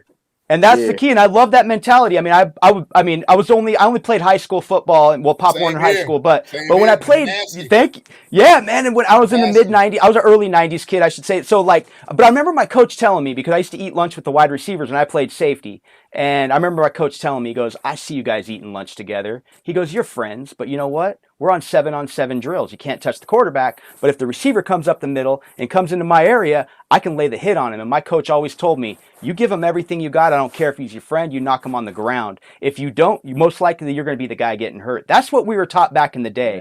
Right. Remember, what was it? Bull in the ring. You're in the center of the ring, and all those drills that we used to do. You can't do those drills anymore, man. It's crazy. So, and we were taught that you will not get hurt if you play 100. All If you out. give 100, man. All But out. if you're worried about it, you're gonna get hurt, man. And That's so it. that's another thing with the NFL. You got to balance these things out because these are these guys' careers. They're Yeah. paid to do this game, so they have to. There is a career aspect, but we want that. We want that old school football mentality. It's all about the spirit of the game, man. All about the Right. spirit of the game. Right. Otherwise, But- take the pads off. Take the pads Yep. off. Yeah. And other Yeah, than that, I'm just Right, we pads play off and put flag. flags on. yeah. And I'm bummed they lost to the Bengals, but I respect the Bengals as a good team right now, man. I really They are. respect them right now. They're a Yeah, good want football to be team. where they're at. We want Exactly. to be where they're at right now. Exactly. In the Right. same- It should I'm be gonna us. throw an audible before we get out of here real quick, okay? And we'll go back around real quick and we'll get out of here. All right.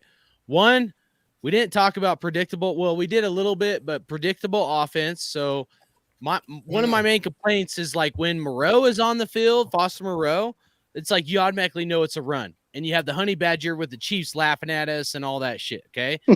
Yeah, man. Waller's that on the guy. field, it's a pass almost Yeah. always. Okay. Now we know with Josh McDaniels, and for the life of me, I can't remember the name of the tight end that the Patriots had that ended up going to prison for murder or something. Aaron Hernandez. Hernandez. They had Yeah. Hernandez, and then they had Gronkowski. Okay. Yeah. Right. They had Double two tight end. tight ends that were pretty good at one point. Okay.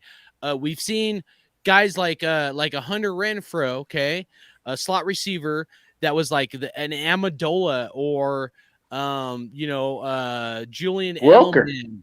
Julian Edelman. A little bit of Welker. A short Yeah, Belenikoff. Wes Just say it. Welker. A short Belenikoff. Yeah, oh yeah, I always say that he like Freddie B, man. He remind me of Fred Short Freddie B, Belitnikoff, man. bro. So, but the City of point is, Industry. Oh, we've well, seen autograph the signing coming up. Patriots take guys that nobody had in the draft. Like nobody like who is Julian who? Wait, what's this guy's name? Edelman who? So the point is like they took guys that weren't necessarily like your star players, but they developed them, but not just developed them, but they picked plays and they set things up for something else. Like they made you think it was going to be a run, but they were going to pass, or they made you think it was going to be a pass and then it was a run. So predictable offense and kind of tight ends and slot receiver. Okay, I want to see what you guys have to say about that. One, okay. Two, defensive coordinator. Somebody mentioned that in the chat. Okay, and then three, cutting these guys some slack because of everything they've been through. Now with the defensive coordinator, I'd like to see maybe a Matt Patricia or Gus Bradley. I really would love to see Gus Bradley back here, but I understand how the coaching transition goes and everybody brings in their own guys. Okay. But that doesn't mean that to me that we don't have like a good potential for defensive coordinator to lead this team. Okay.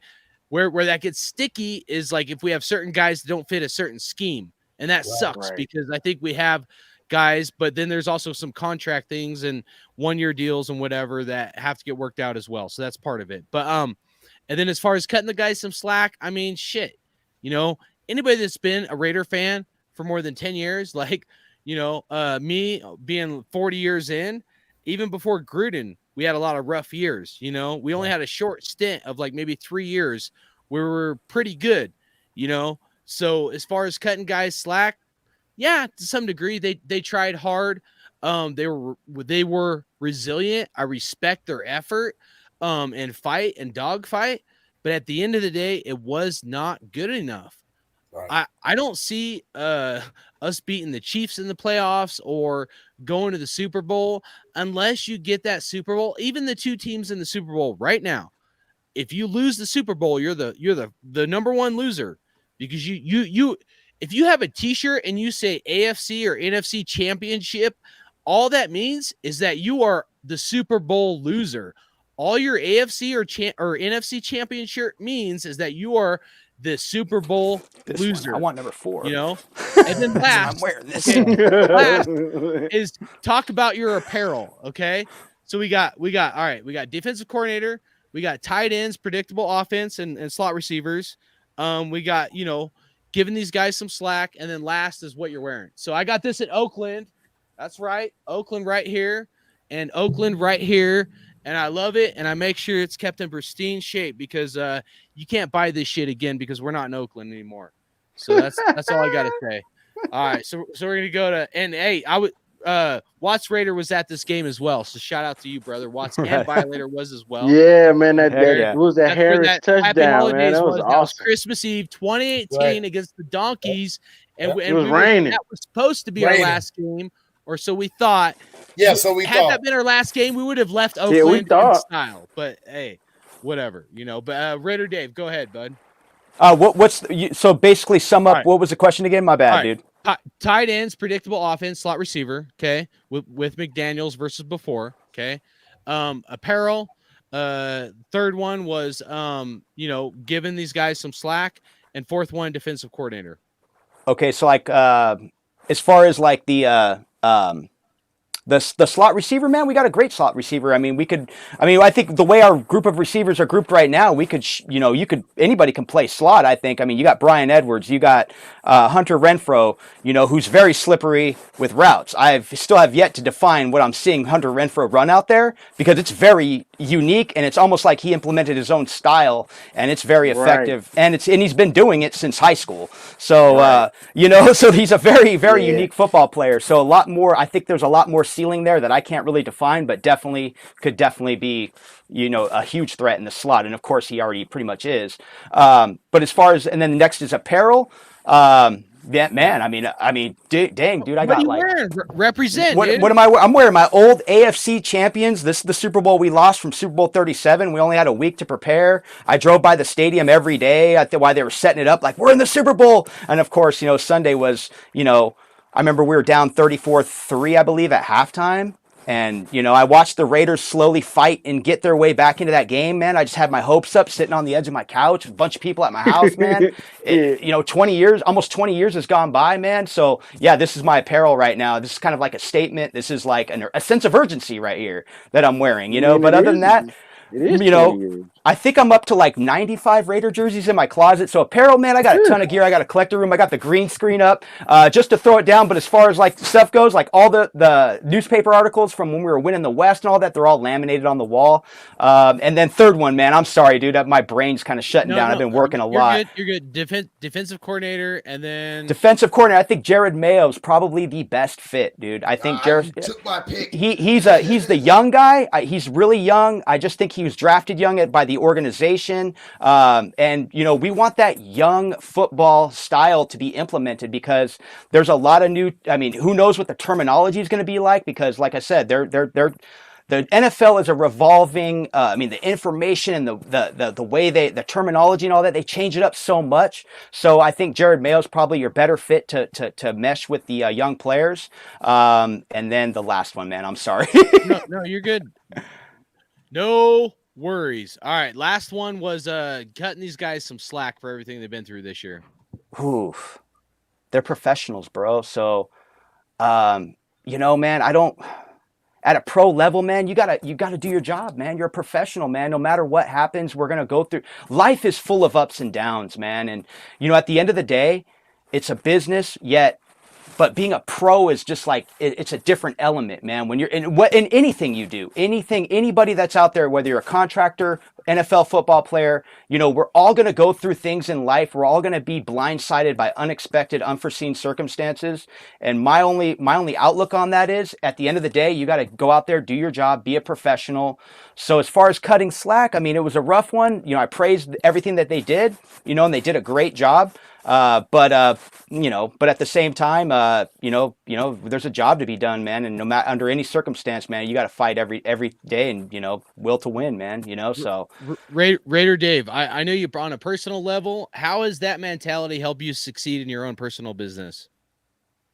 So like, and go back. Sorry, man, my brain is shutting down, man. What was it again? So like that mentality, like the no quit mentality when you're dealt with adversity, how has that helped? I'll put it this way. I was at work when my stepbrother was killed on a motorcycle, and and my dad gave me the call, and I'm like, it was my wedding anniversary that day. So the first thing I was like, I thought my dad was calling to wish me a happy anniversary. Instead, he was telling me something, and I said, "Hey, Dad, I thought you were calling to wish me happy birthday." And or happy anniversary. He goes, "No, I'm calling you." And this was in 2006. He's like, "No, I'm calling you to tell you, about my stepbrother was killed on a motorcycle." But also he was telling me that, not to tell anybody in the family that day was my anniversary. So basically what I did, I just kept to myself. I went and took care of my customers, man. I called family, made sure everybody was good, said, hey, I'm going to finish my day. I finished my day, man. And then I went and just took care of family, man. But like I said, I'm not saying I'm right or wrong in any situation. My mentality is, man, I'm there, I'm here, but I'm still going to be me, man. Life is going to be full of ups and downs, and mental strength is everything, man. That's what everything that I work on. And life is beautiful. We're all gonna expire one day, man. We're not gonna all be here forever, So, but I embrace life. And sorry if I'm rambling, man. My brain is like literally shutting down. No, I drank coffee too, man. The point is the but it's a lot to talk about, man. You gave me 4 topics.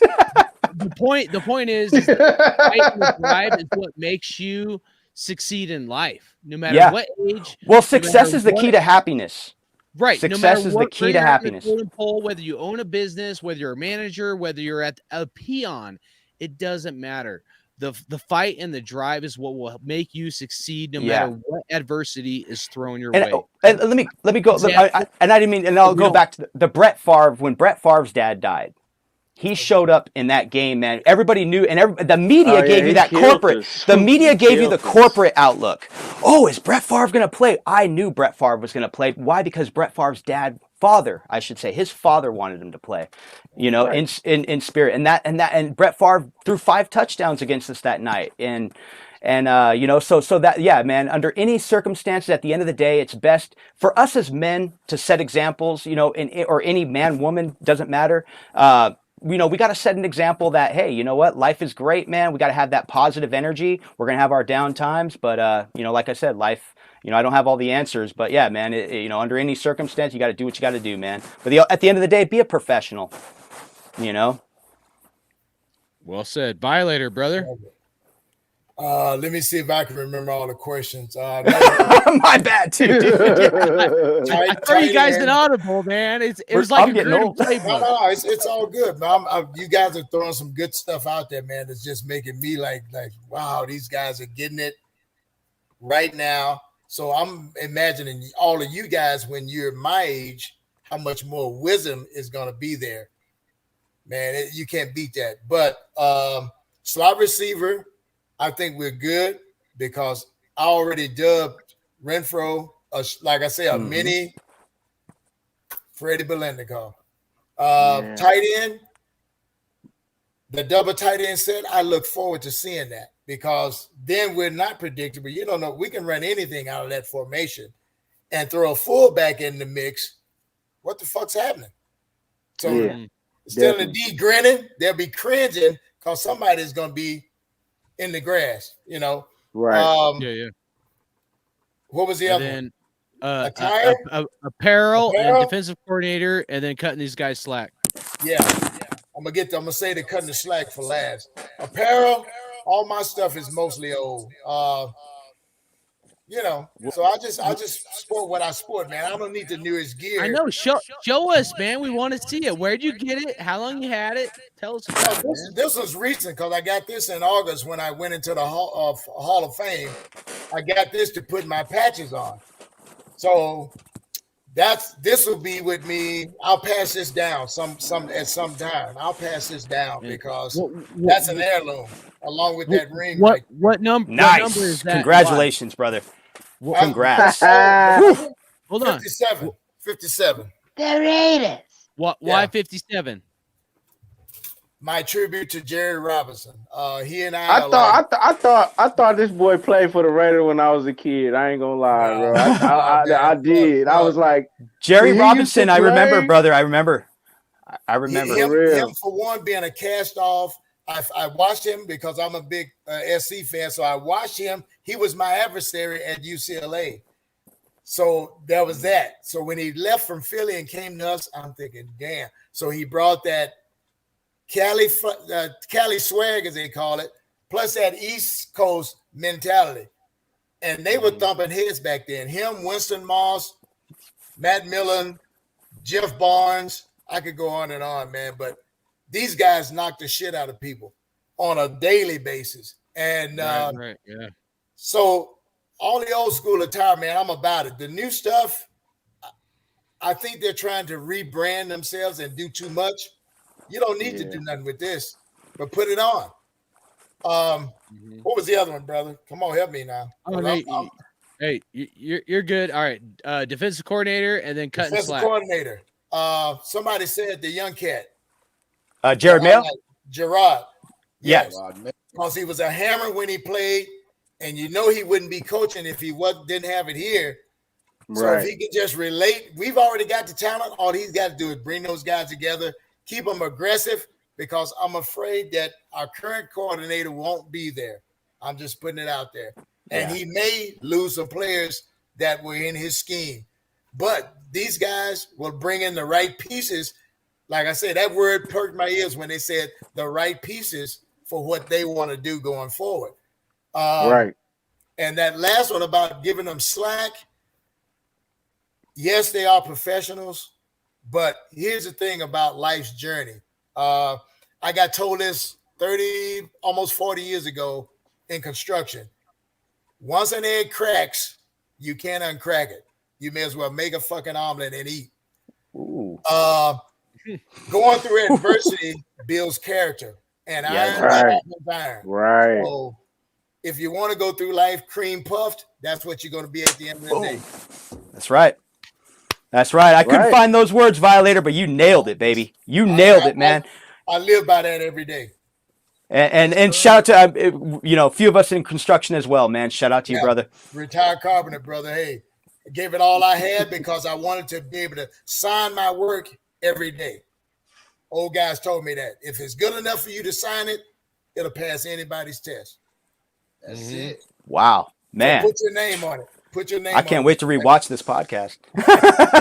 That's great, brother. Really appreciate you coming on, man. We're here to drop knowledge and nuggets, man, to educate the ones that listen. This will never go away. There it is. Yeah. Stronger together. Thank you. That's right. I love that. I love that shirt. That's dope, Watts. Heck Simple yeah. statement, man. All right. So what's the questions again? What the fuck you wearing? You gotta post them up. You gotta post them up on the backdrop. Look, like, what I got on right now, it's really nothing. But I want to show you one of my most prized possessions. All right, do it, brother. that I bought when I was out there in Cali on that trip when I went to that game. But I was in LA. But this is what I had purchased. So let me go get it real quick. Hold on. Yeah. Let me get it. All right, Raider Critique. Oh, you want to go while he's doing that? No, man, we can just chill. We wait on a lot. All right, so I'm gonna give a shout out to the chat. Hey, Raider Critique, you've been real patient. I know we're doing this on your channel as well. Oh, look at this! Look at this! Look Hold at on, that! hold on. Look at that! Nice jacket. Like a Letterman jacket. Oh, Nice. Oh, that's old schoolish. Fuck, Classic. man. All right. Oh, wait, let me get in the camera if I can. Hold on. We got cold weather out here in SoCal, man. So I might have to break out my old Raider parka starter jacket from back in the day. Okay, but look, I'm gonna tell you a story about this jacket though. Yeah, do it, man. I'm trying to get it in the screen. Hold on. Okay. Hold up. All right. Okay. It looked like a simple Raider jacket, right? Right. I was on Hollywood Boulevard. I was on my vacation. I was just walking. And I just looked in a store. I didn't see this. This I didn't see the front. But this what I seen. What made me buy it on the spot. Oh, Nice. That's dope, man. I mean like this motherfucker is huge. Yeah. Yeah. It's big. Hey, dude, that's old school, man. You know that's old. That's fucking yeah. I got a leather one too though, but That's yeah, like- when I saw that shield, man, Come get me. I said, bro, I got to get that coat. I gotta have it. I gotta have it. So yeah, I bought that same trip when I was out there. Good That was the stuff, only man. Raider gear I bought too. You when got I that's was out enough.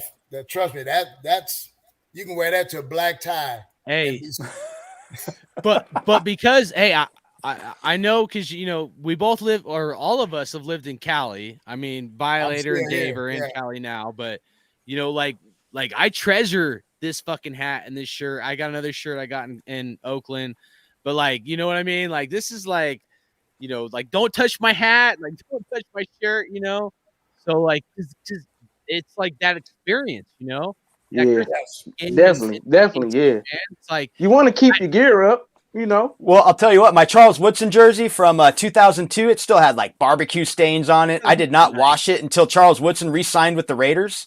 And I was like, dude, so I actually felt the need to rewash it. But yeah, like that was another prize. But that time's over. I ended up washing the jersey. But I'll never forget tailgating at the post office lot back there where the post office. All right, so wait. So slot point is receiver, slot receiver. It's more than just like a shirt or a hat. It's an experience. It's like this hat, like if I put on it, like I think of that experience I had with the Raiders. You know what I mean? Whether it's one time or 20 times, it doesn't matter. Like, you know what I mean? That connection is huge to me. Like if something spilled on my shirt, I'd probably freak out and, you know, but anyway, so, all right. So the next things was defensive coordinator and then like tight end / slot receiver versus like predictable offense kind of thing. And then defensive coordinator was last thing. All right, slot receiver. To be honest, I think we should draft another slot receiver. Anyway, I think we should try to find another good one.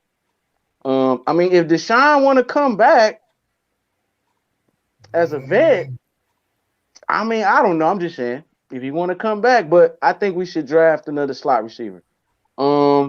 As far as defensive coordinator, I mean, I don't think Gus gonna stay.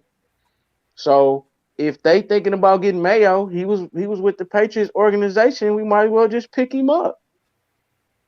I mean, other than that, Ty Bowles. I mean, but don't Ty Bowles run 3-4 or 4-3? I don't think he want to be a DC though. I think he want to really be a head coach, but you never know. Yeah. What about the boy from Miami? I think he want to be a head coach too. Flores. Yes, yeah, but a damn good DC now. Good DC. Right. Tight ends.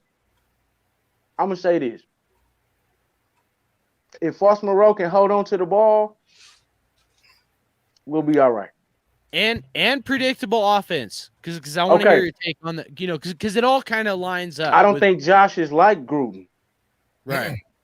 Right. I think the game plan gonna change on who we playing. Love it. Flexibility. Adaptability. Yeah. That's what I think. Any other question? What was the other one? Was it another one?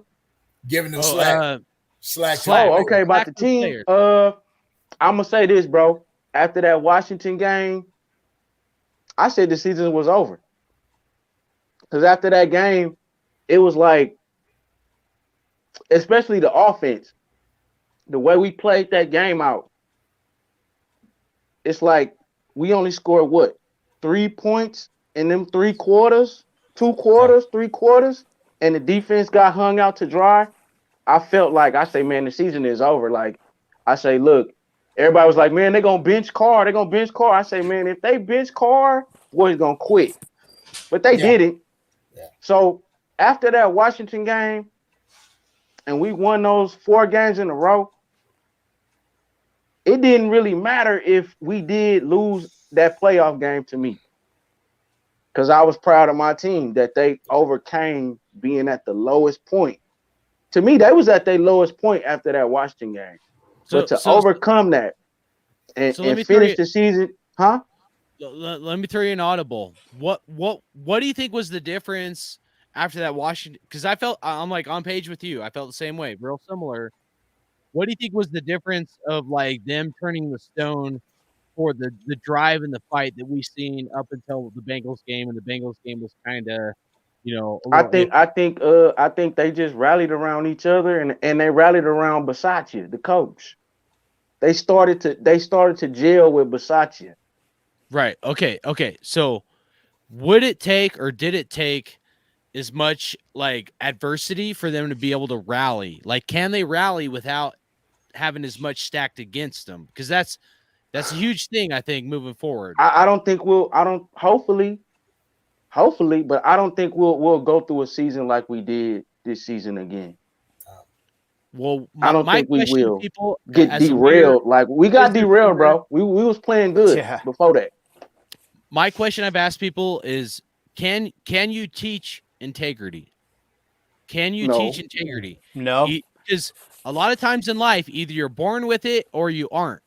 And not everybody has to be an alpha male leader. Like, I get that. You know, I understand that. You know, there's analogies I can use about your quarterback. Not everybody's a quarterback, but you need offensive linemen. You need other pieces to the puzzle. You know what I mean? Yeah, definitely. But when I look at it like from a whole, like, does this team need adversity to be able to rally around the troops, or is that integrity like built? I mean, that's in the Raiders' DNA, though. Okay. That's in our DNA to overcome adversity. Like, okay, I'll give you an example. Just like in the game versus Cincinnati, when Burrow actually scored that touchdown, everybody was mad and say the refs cheated us. They didn't cheat us, bro. They made a mistake, but it was a touchdown. But at that moment, I said to myself, we got to get over it. We got to keep going. We still got 2 more quarters to play. There's plenty of game left in that one. Yeah. So to me, that's part of the Raiders' DNA. And that's part of my DNA as a person, to try to overcome adversity that come my way. But I take it from being a Raider. I take all of that and I use it in my daily life, pretty much. Right. Good stuff. So bro. I mean, it's just, that's really what it's about. I mean, we Pirates. Remember what happened to the Pirates once England and Spain and all them, they stopped warring for the gold and all that. They quit fighting each other. Yep. What happened to the Pirates? They hung them. They killed them. So what I'm saying is, they was fighting that adversity the whole time because they pretty much was sending boys out looking for them. Right. You know, to hunting them down. We are those guys. Right. So right. So overcoming adversity, bro, is really a thing that the Raiders showed me this past season, bro. They really did. They really did, though. Because we could have fell all the way to the bottom. I mean, really. But that's very well said, Watts. And we should have, but we didn't. And that was the key, man. We all bonded together. This team bonded together. I mean, we got back behind them. When they beat the Colts, I say, okay. Okay, hold on. So quick question for everybody. And then I want to hear a critique and everything you have to say, critique. Did John Gruden fail? Because what him and Mayock said the whole time is they wanted character guys.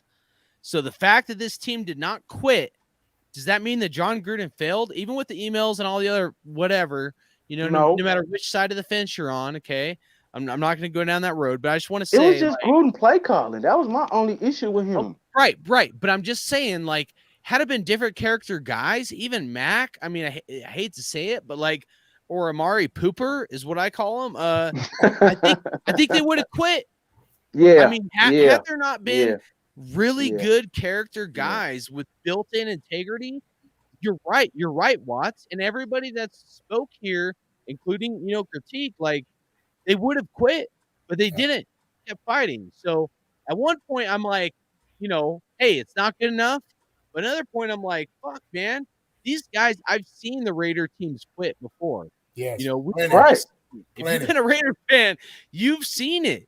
You've seen them quit 0-10, you know, or like till they finally got their win. It seemed like, you know, but the fact that they did not quit, I mean, to me, of all the things, if we look at this whole season, because I think Watts, you really hit like a really key like point to all this. The fact that they kept driving and fighting, it does show a lot. We do have to give a lot of respect to this team. Okay, as much as I want to be like with the grindstone or whatever, I mean, they could have quit because we've seen players and teams quit, but they have the character, they have a built-in integrity that we've seen a lot of teams, a lot of players not have. Most guys under these conditions, they would have folded. They would have packed up their bags, done like who is the linebacker that was friends with Cleo? You know, I just went through the motions pretty much. Who is the linebacker? Fucking, he went to Atlanta Falcons. Got him. From the Seahawks. Or defensive end. Are you talking? Are you talking about the linebacker, Malcolm Brown? Yeah, no. Who is the guy we got from the Seahawks? Oh, Malcolm Smith. I'm sorry. That we got from the Seahawks. Not KJ Malcolm Wright. Smith. KJ Wright. Who? KJ Wright. Right, KJ? No, not KJ Wright. He was there with Cleo Mack. They were butt buddies. Wait, and he quit You talking on the about team. Bruce Irvin? Bruce Bruce Irvin. Bruce Irvin, yeah. They could have done a Bruce Irvin and quit. Oh, he quit in that sorry. Denver Bruce game big Irvin time. quit. But that's a He fact. cost us a Yeah, win he in did. Denver, man. That's a fact. That And one that's hurt. how much I care about that dude. He was never a fucking Raider, and he quit on the fucking team. That's why I don't remember his name. So I don't give Well, a they fuck. also had a nickname, the Slash Brothers, you know, Yeah. and all that. But you know, But we got past that, man. right. But the point is that the team fought, Watts, and you're right. They did fight, and they could have thrown in the towel and just quit. And they did something that nobody expected them to do. Not even us as Raider fans that bleed silver and Right. black. I said, So- you ain't gonna win 4 in a row. You ain't gonna do it. If you have that drive in They that did. fight and you stay with this team, that's huge for the future of this team. Yes. I can't deny it because That's that why you gotta try to character- keep it together. that Well- character and that integrity, you cannot Right. teach those things. And if I can You jump off cannot what teach those things. Either you have it or you don't. Almost all the time, either you have it or you don't, or you learn it or through experiences, you gain it through like hardship. And this team proved that they can fight.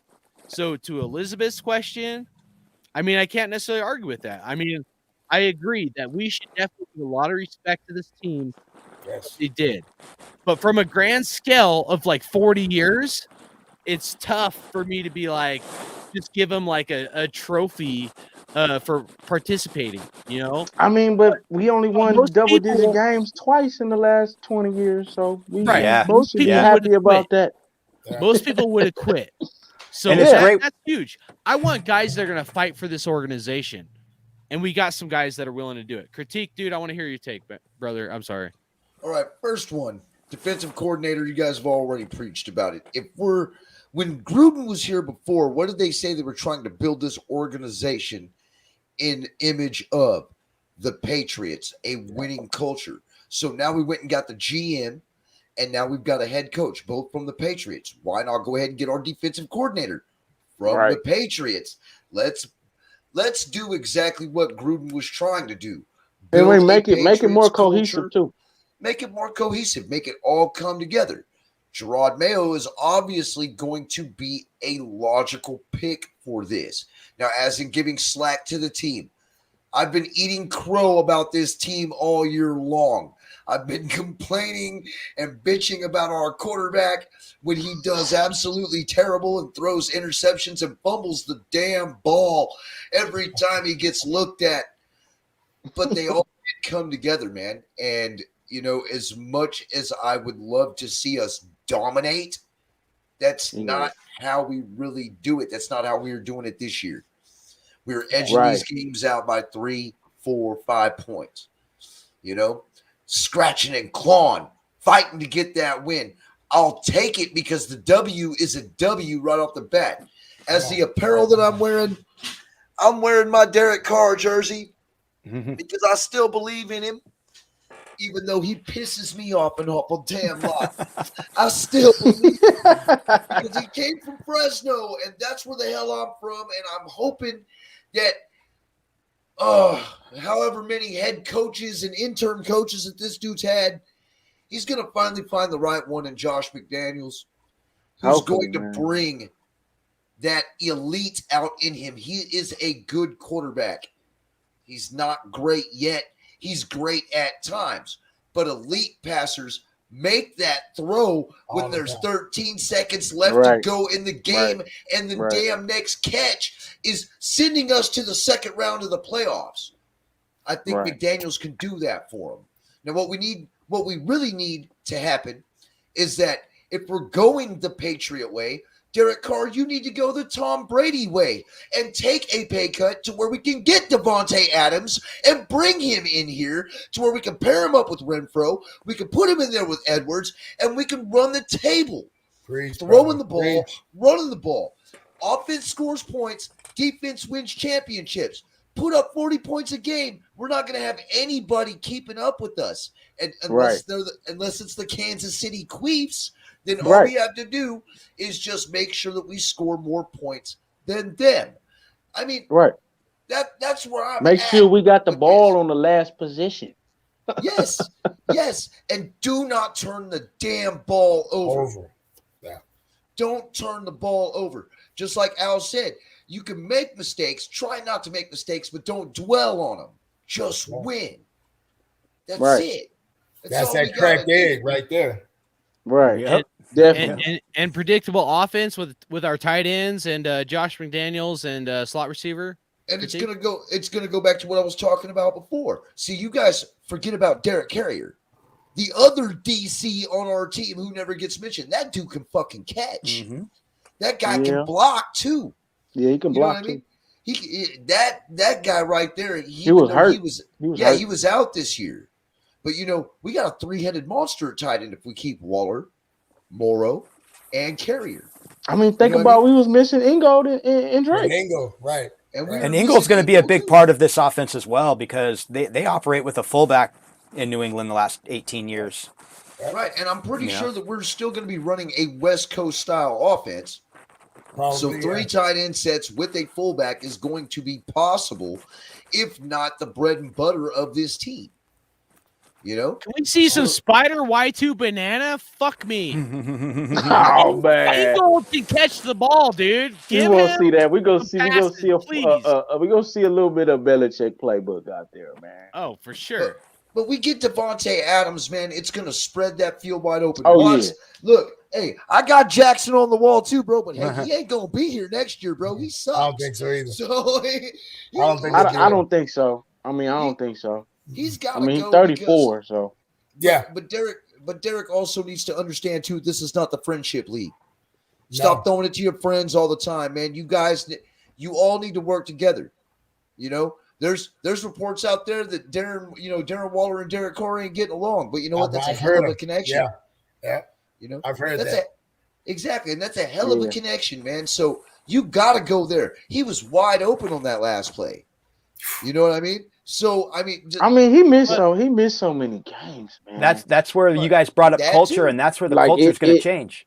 Yeah, with this new staff. It threw off the chemistry with them too. Chemistry, that you're right, but like winning does what? Critique winning does everything. What? Cures everything. Okay. And the difference of cutting on the 10-yard or a 10-yard route versus 12-yard route could be the difference of incomplete pass or like a first down or a touchdown. That's huge.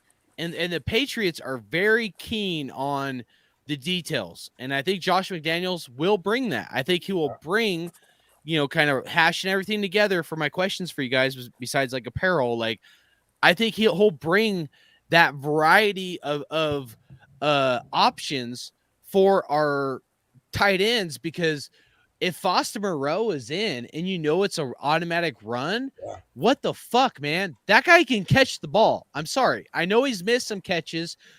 Derek Carr could have thrown some better balls as well, if we're being real. Just hold on to the ball, though. But he can catch the ball. He just needs some opportunities, Darren Waller can learn how to block a little more. We can do 2 tight end sets. And I've had this opinion before. Waller is really not a good blocker. Renfro, like if they're rushing our quarterback, do a quick slant. I mean, fuck me, dude. Like, how many times have we seen that predictability goes away. There's no quick slants. So you brought up sorry. No, go ahead. But you brought up wide receivers blocking and or tight ends blocking and all that. Dude, one thing I noticed with the Cincinnati Bengals when they played the Chiefs, Jamar Chase was blocking people downfield, and it opened up things for the Joe Mixon and Perrine, who had the big score as well, the backup, Hey, So the biggest that's key, man, is getting our wide receivers on bodies on defense. The biggest disappointment for me is that John Gruden did not get his redemption. It hurts me. I'll be honest. We didn't get our redemption either, because John Gruden built our team that John Gruden beat. I'm just saying, it hurts because I really wanted it. We all did. We loved Gruden, dude. We loved Chucky, dude. And all the emails and shit, dude, we could go on with that. But at this point, it doesn't fucking matter. Moving forward and having a game plan, I think there's a lot of potential. We have a lot of things to be excited about for Raider Nation, We got a lot of people in the chat that have commented. Want to give a quick shout out to the chat, Raider 1, Pandiscolima, sorry. Like, man, you gotta get another name or something, bro. NorCal Raider, Coach Dante, Mr. Chevrolet, and then Elizabeth and Jack Bauer was in there. You know, I know Jack Don't Bauer forget is Dirty. Don't forget a Dirty. good fan to you know, all of us Raider 7528. You know, look, it's some things aren't ideal for our organization. Let's be real. We know that. Okay, everybody on here. It's been a little long-winded. I appreciate everybody that's like tuned in, stayed for this. You know, we've seen a lot of ups and downs with this organization. Okay, things could be a lot better. Things could be a lot worse. Yeah. I hate to be like, oh, we're going to move on to the draft and next year, but I'm excited that we have a guy that was like in the coaching staff with the greatest quarterback of all time. Now, whether or not Derek Carr signs a contract or holds out or they trade Derek Carr, like Raider 7528, you know, said, and they bring back Brady for 1 year. We don't fucking know. Nobody fucking knows Why shit. would we But do that? can I say one thing about all that though that you just said? Hold on, let me say something. Derek Go Carr's ahead. in a contract year. That's a great thing for us right now and our young coach. Okay. I'll just leave it at that. But to the Contract year. side, okay, to Just the a flip business side, too. just to be real, Carr also produced the year he got hurt before a contract year. True, very true. So we've had But I'll two take 12, experiences, 11, 12 wins on top of that too. 2016 and now where he produced, and it's a contract year. I'm not giving hate. I'm just pointing out the facts. Okay. Is he a $30-35 million quarterback? I don't know. That's They'll going to negotiate really that. hurt our team from signing. That'll I be mean, I negotiable. wouldn't even go that high. This To be honest. general manager has a lot of work to do to get a lot of 1-year contracts signed if we're going to sign the same players. We know that. I mean, we'll probably touch on this at another point. Well, I was going to say, because I don't mean to cut you off, dude, but like, for instance, like this year, we're probably not going to be signing some free agents, dude. We only have $21 million in cap space. And a lot of our guys we can't cut because of dead cap money. So by next year, I kind of checked out Spotrac. If you ever go on Spotrac, pretty cool site. And basically, dude, like by 2023, this team's going to free up $50 million in salary cap from players that aren't contributing to wins. But I did make a list of those players and stuff. But yeah, man. So this year, I think that what these coaches are going to do, they're going to build off our foundation that we have. It's just going to be a slight change in culture into a more, you know, we've got the 10 wins. And like you guys brought up culture. And I think that's the most important thing is that Josh McDaniels, and well, starting with Dave Ziegler, is going to come in with Josh McDaniels, and they're going to implement a new culture. Not a new culture, I should say. They're going to build off the culture that has already, you know, started in that locker room, and it was that locker room coming together, man, with the good organizational skills from Rich Bisaccia, and but you got a lot of Chiefs in the building and the coaching staff for the Raiders. I mean, you got former head coaches in Gus Bradley, Tom Cable. We did. I mean, that's a lot. That was a lot to overcome. I mean, because that's a lot of clash in there, possibly in film room, you know, game preparation, you know, voice to the team, you name it, man. So, but I really think, man, like this year they're going to build off what this team already has established, and Derek Carr going into that contract year. Just let it go, man. Let's see what happens, man. Let it go, man. Let's see if we get 12 wins next year, and they can build on that, you know. But yeah. And one thing with injury, remember, we can't worry about guys getting hurt, man. That's thinking too far down the line, you know. Part of the game. Yeah, it's part of the game too. Yep. It is. All of the Raider Nation that's tuned in here, I appreciate everybody. You know, from Raider Dave to Violator, Watts Raider, Raider Critique. You know, appreciate you guys' time. We've had a long show. We'll do another show possibly down the road of you know, who you want the Raiders to keep, because there is a lot of general manager duties that has to be done. A lot of work they got to get on. And that's going to be another show, you know. But we want to touch on a lot of things from the history of the Raiders to the new coach to you know what we went through this year. And, you know, include the chat. So I think we were able to accomplish all that. So with that being said, let everybody know where they can find you and, you know, give your closing statement. We'll start with Raider Critique, and then we'll go Watts Raider, Violator, and then Raider Dave. You can find me on Instagram at The Raider Critique. You can find me on Twitter at InGun421 and also YouTube Raider Critique. Also, the YouTube channel is named In the Trench 7652. So, yeah, just run with that. If you're not already subscribed, you're probably already watching it either on Hardcore's channel or mine. So, make sure you go out there and just give us some support, man. We're still all out here. We're still pumping. Regardless of whether we're winning or losing, man, we're still here. We still believe. Right. You know what Ain't I mean? no off season. It's always right there, baby. There you go. Yeah. Ain't no Always off season, beat silver man. and black, man. And, regardless on what moves this team makes, just be happy that we are in where we're at right now because it could be a whole lot worse. Trust me, we saw Jamarcus Russell, man. We know all about it. We saw some other stuff too. Yeah, Aaron Brooks. Oh. Yeah, what was that? The 2-14 season? That was it right there. That was Aaron Brooks. But hey, check me out YouTube, man. You already know YouTube, Instagram, Facebook, Google. I mean, I'm around, bro. I'm around. Hey, I've been doing this. My channel been going since 2016. Nice. Yeah. I mean, that's my life right there. The Raiders is part of my life, bro. That was just a choice that I made. So gotta keep going. That's my team. I mean, whether we trash or we the best team in the league. But I want to see us win some Super Bowls before I get all grayed up. There you go. Yeah, definitely. But I just want to say something to Violator, man. I love you, bro. And I appreciate doing this show with you, man. Much love to you, bro. Pleasure, And man. I voted for you to get in the Hall of Fame, bro. Heck yeah, I went congrats, and brother. voted. So did I, bro. Yes. I did. Damn right I did. That was definitely a group effort, man. And Absolutely. I could never thank you guys enough. All I can do is show you my appreciation.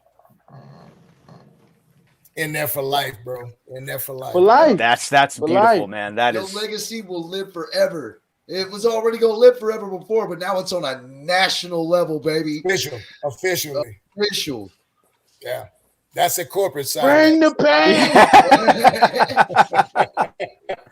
But me, I'm on, at Violator 57 on Twitter, Mabry Wayne, IG, just look for the war paint, you'll find me.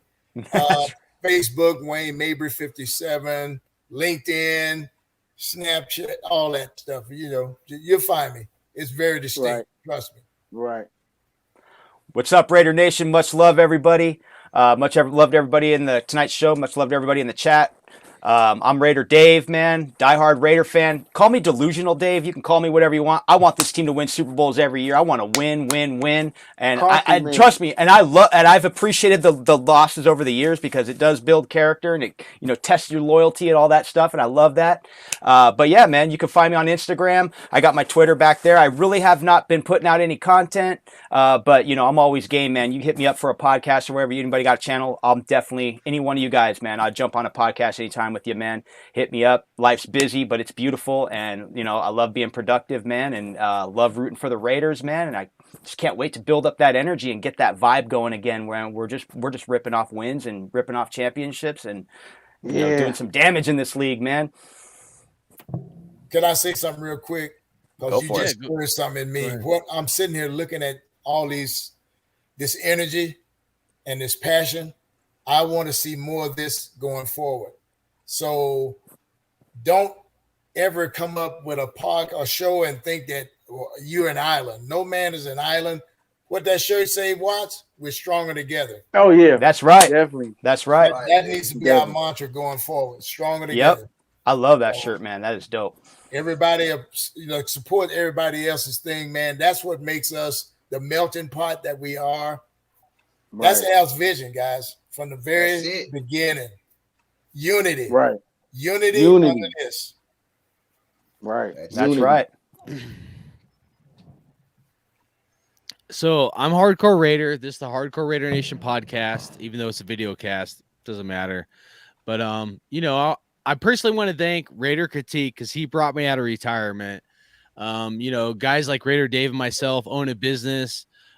We've really worked long hours, but we still love the silver and black. This show was started with me, Raider Dave, Raider Critique, Watts Raider. That was the foundation for what we built going 2+ years ago. Okay. Some things happen, and sometimes life happens, but it doesn't change what we bleed. It doesn't change the team that we love.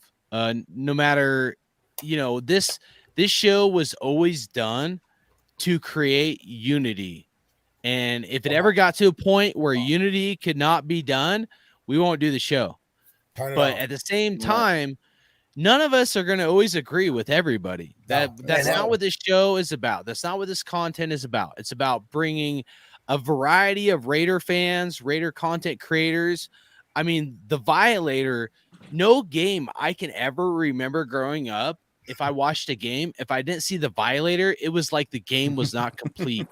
Whether we were 0-10, definitely. He was going to be on something.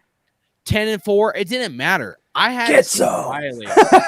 So for me to have the Violator on here, that is like a dream come true. So Violator, dude, this was a very short notice. Normally I'll do like an intro with everybody, but very short notice where we're like, hey, let's go talk about like the head coach and stuff. Violator was gracious enough with his time to come join us, as well as Watts, Raider Critique, Raider Dave. But that's what makes us as Raider Nation unique. That we can come together any given day of the week and talk Raiders because we love football. We love the silver and black. And that's what everybody that watches this show should be about. We've never begged people for thumbs up or subscriptions, to be honest with you, because that's not what we were ever about. We were about unity, and we came together as content creators because Raider Dave, Watts Raider, Raider Critique, they all have their own channels, and we came together to create something that was different. Yeah, definitely, bro. Before even the virus and people 2 in the morning out here. We were creating something different for the Raider Nation to create unity when nobody wanted to talk about us. And that's huge because all of us have that same integrity that this team had this year when the chips were stacked against us.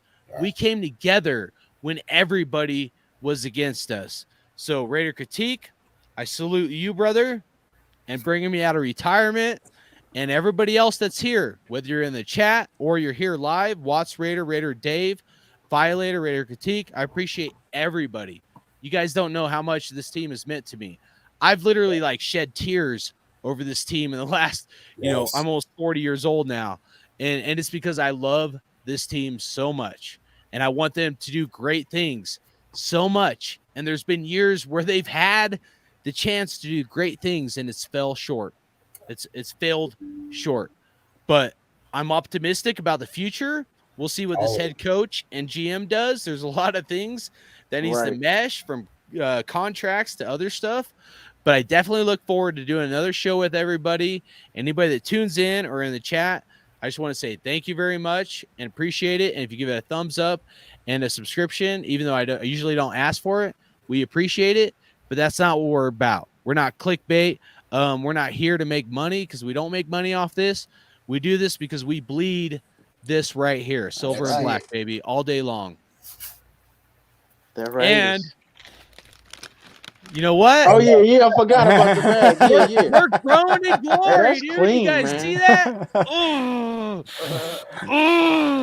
Never open it. It looks like a full bag of chips too, man. Like they didn't chintz you on the chick, dude. Like it's a solid pack, dude, in that bag, dude. Like they did you right.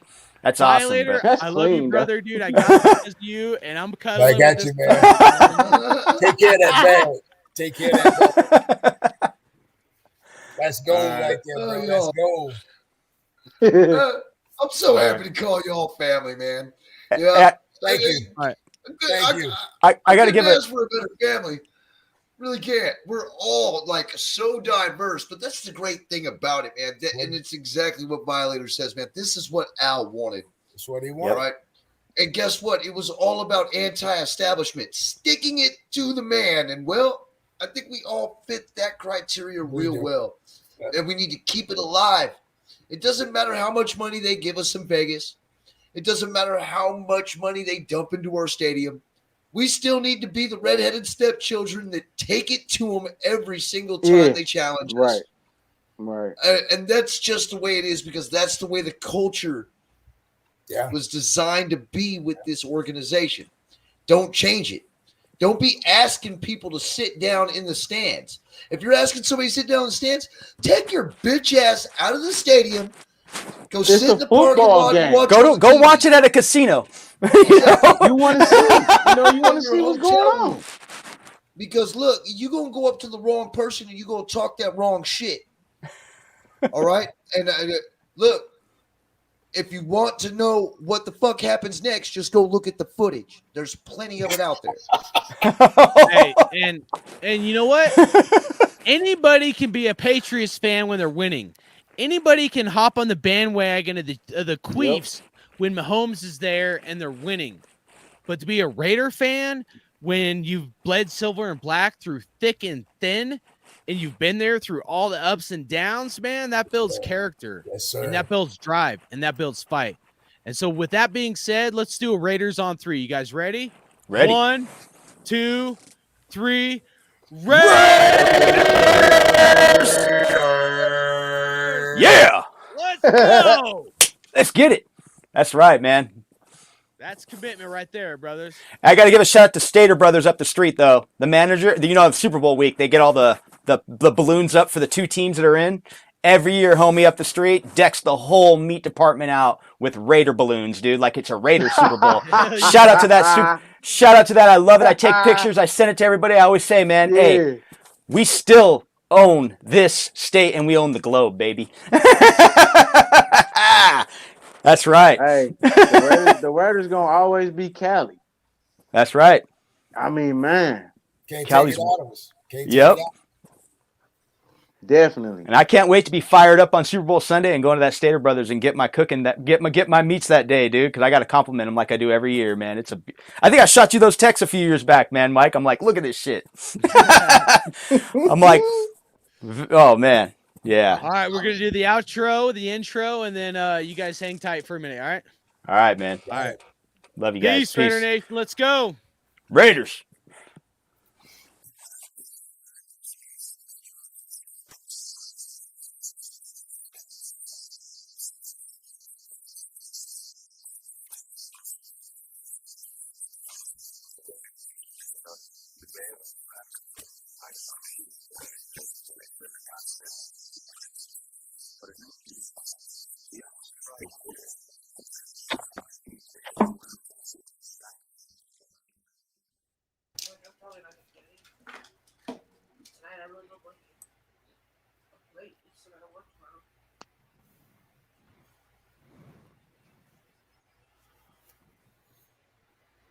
Man.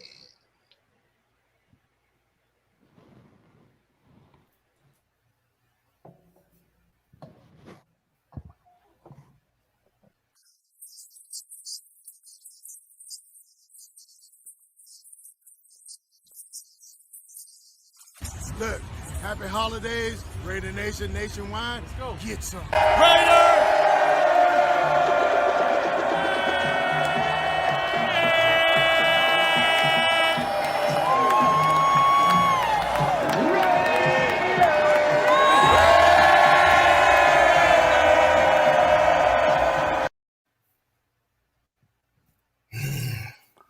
Man, absolute pleasure to be here on you guys with you guys tonight, man. I That was miss great. Oakland. I ain't gonna lie. I miss Oakland, man. I miss Oakland. Yeah, man. I miss Oakland, but hey. My bad.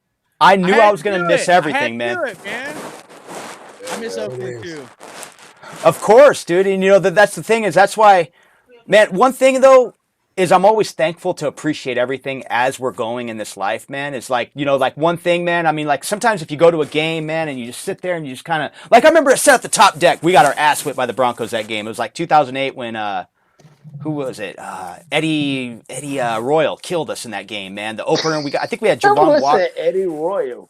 Yeah, it was Eddie Royal, dude. But I remember I was just like sitting there up on, He played for the Chiefs, right? No, he played for the Broncos. Played for the Broncos. He was a rookie, bad. dude. And I didn't see that was Jamarcus Russell's first start. and or the actual when he started the season, you know, and but yeah, man, I just remember sitting there like, you know, just appreciating everything going on around me, dude. Just because in that moment, you know, I already knew, like, you know, hey, you know, the stadium's, you know, old, you know, they're going to replace it. They're, you just knew it was coming at one point. And so, yeah, and then when it's crazy when you go back and watch, like, I watch games in the 90s or like the early 2000s, it's just crazy how much the game has changed. You know, just watching some of those Rich Gannon, like I was watching, because I got old games on VHS. And so I would pop them in the VHS player, watch them, man, and just watching Gannon hold the safety with the pump fake. That's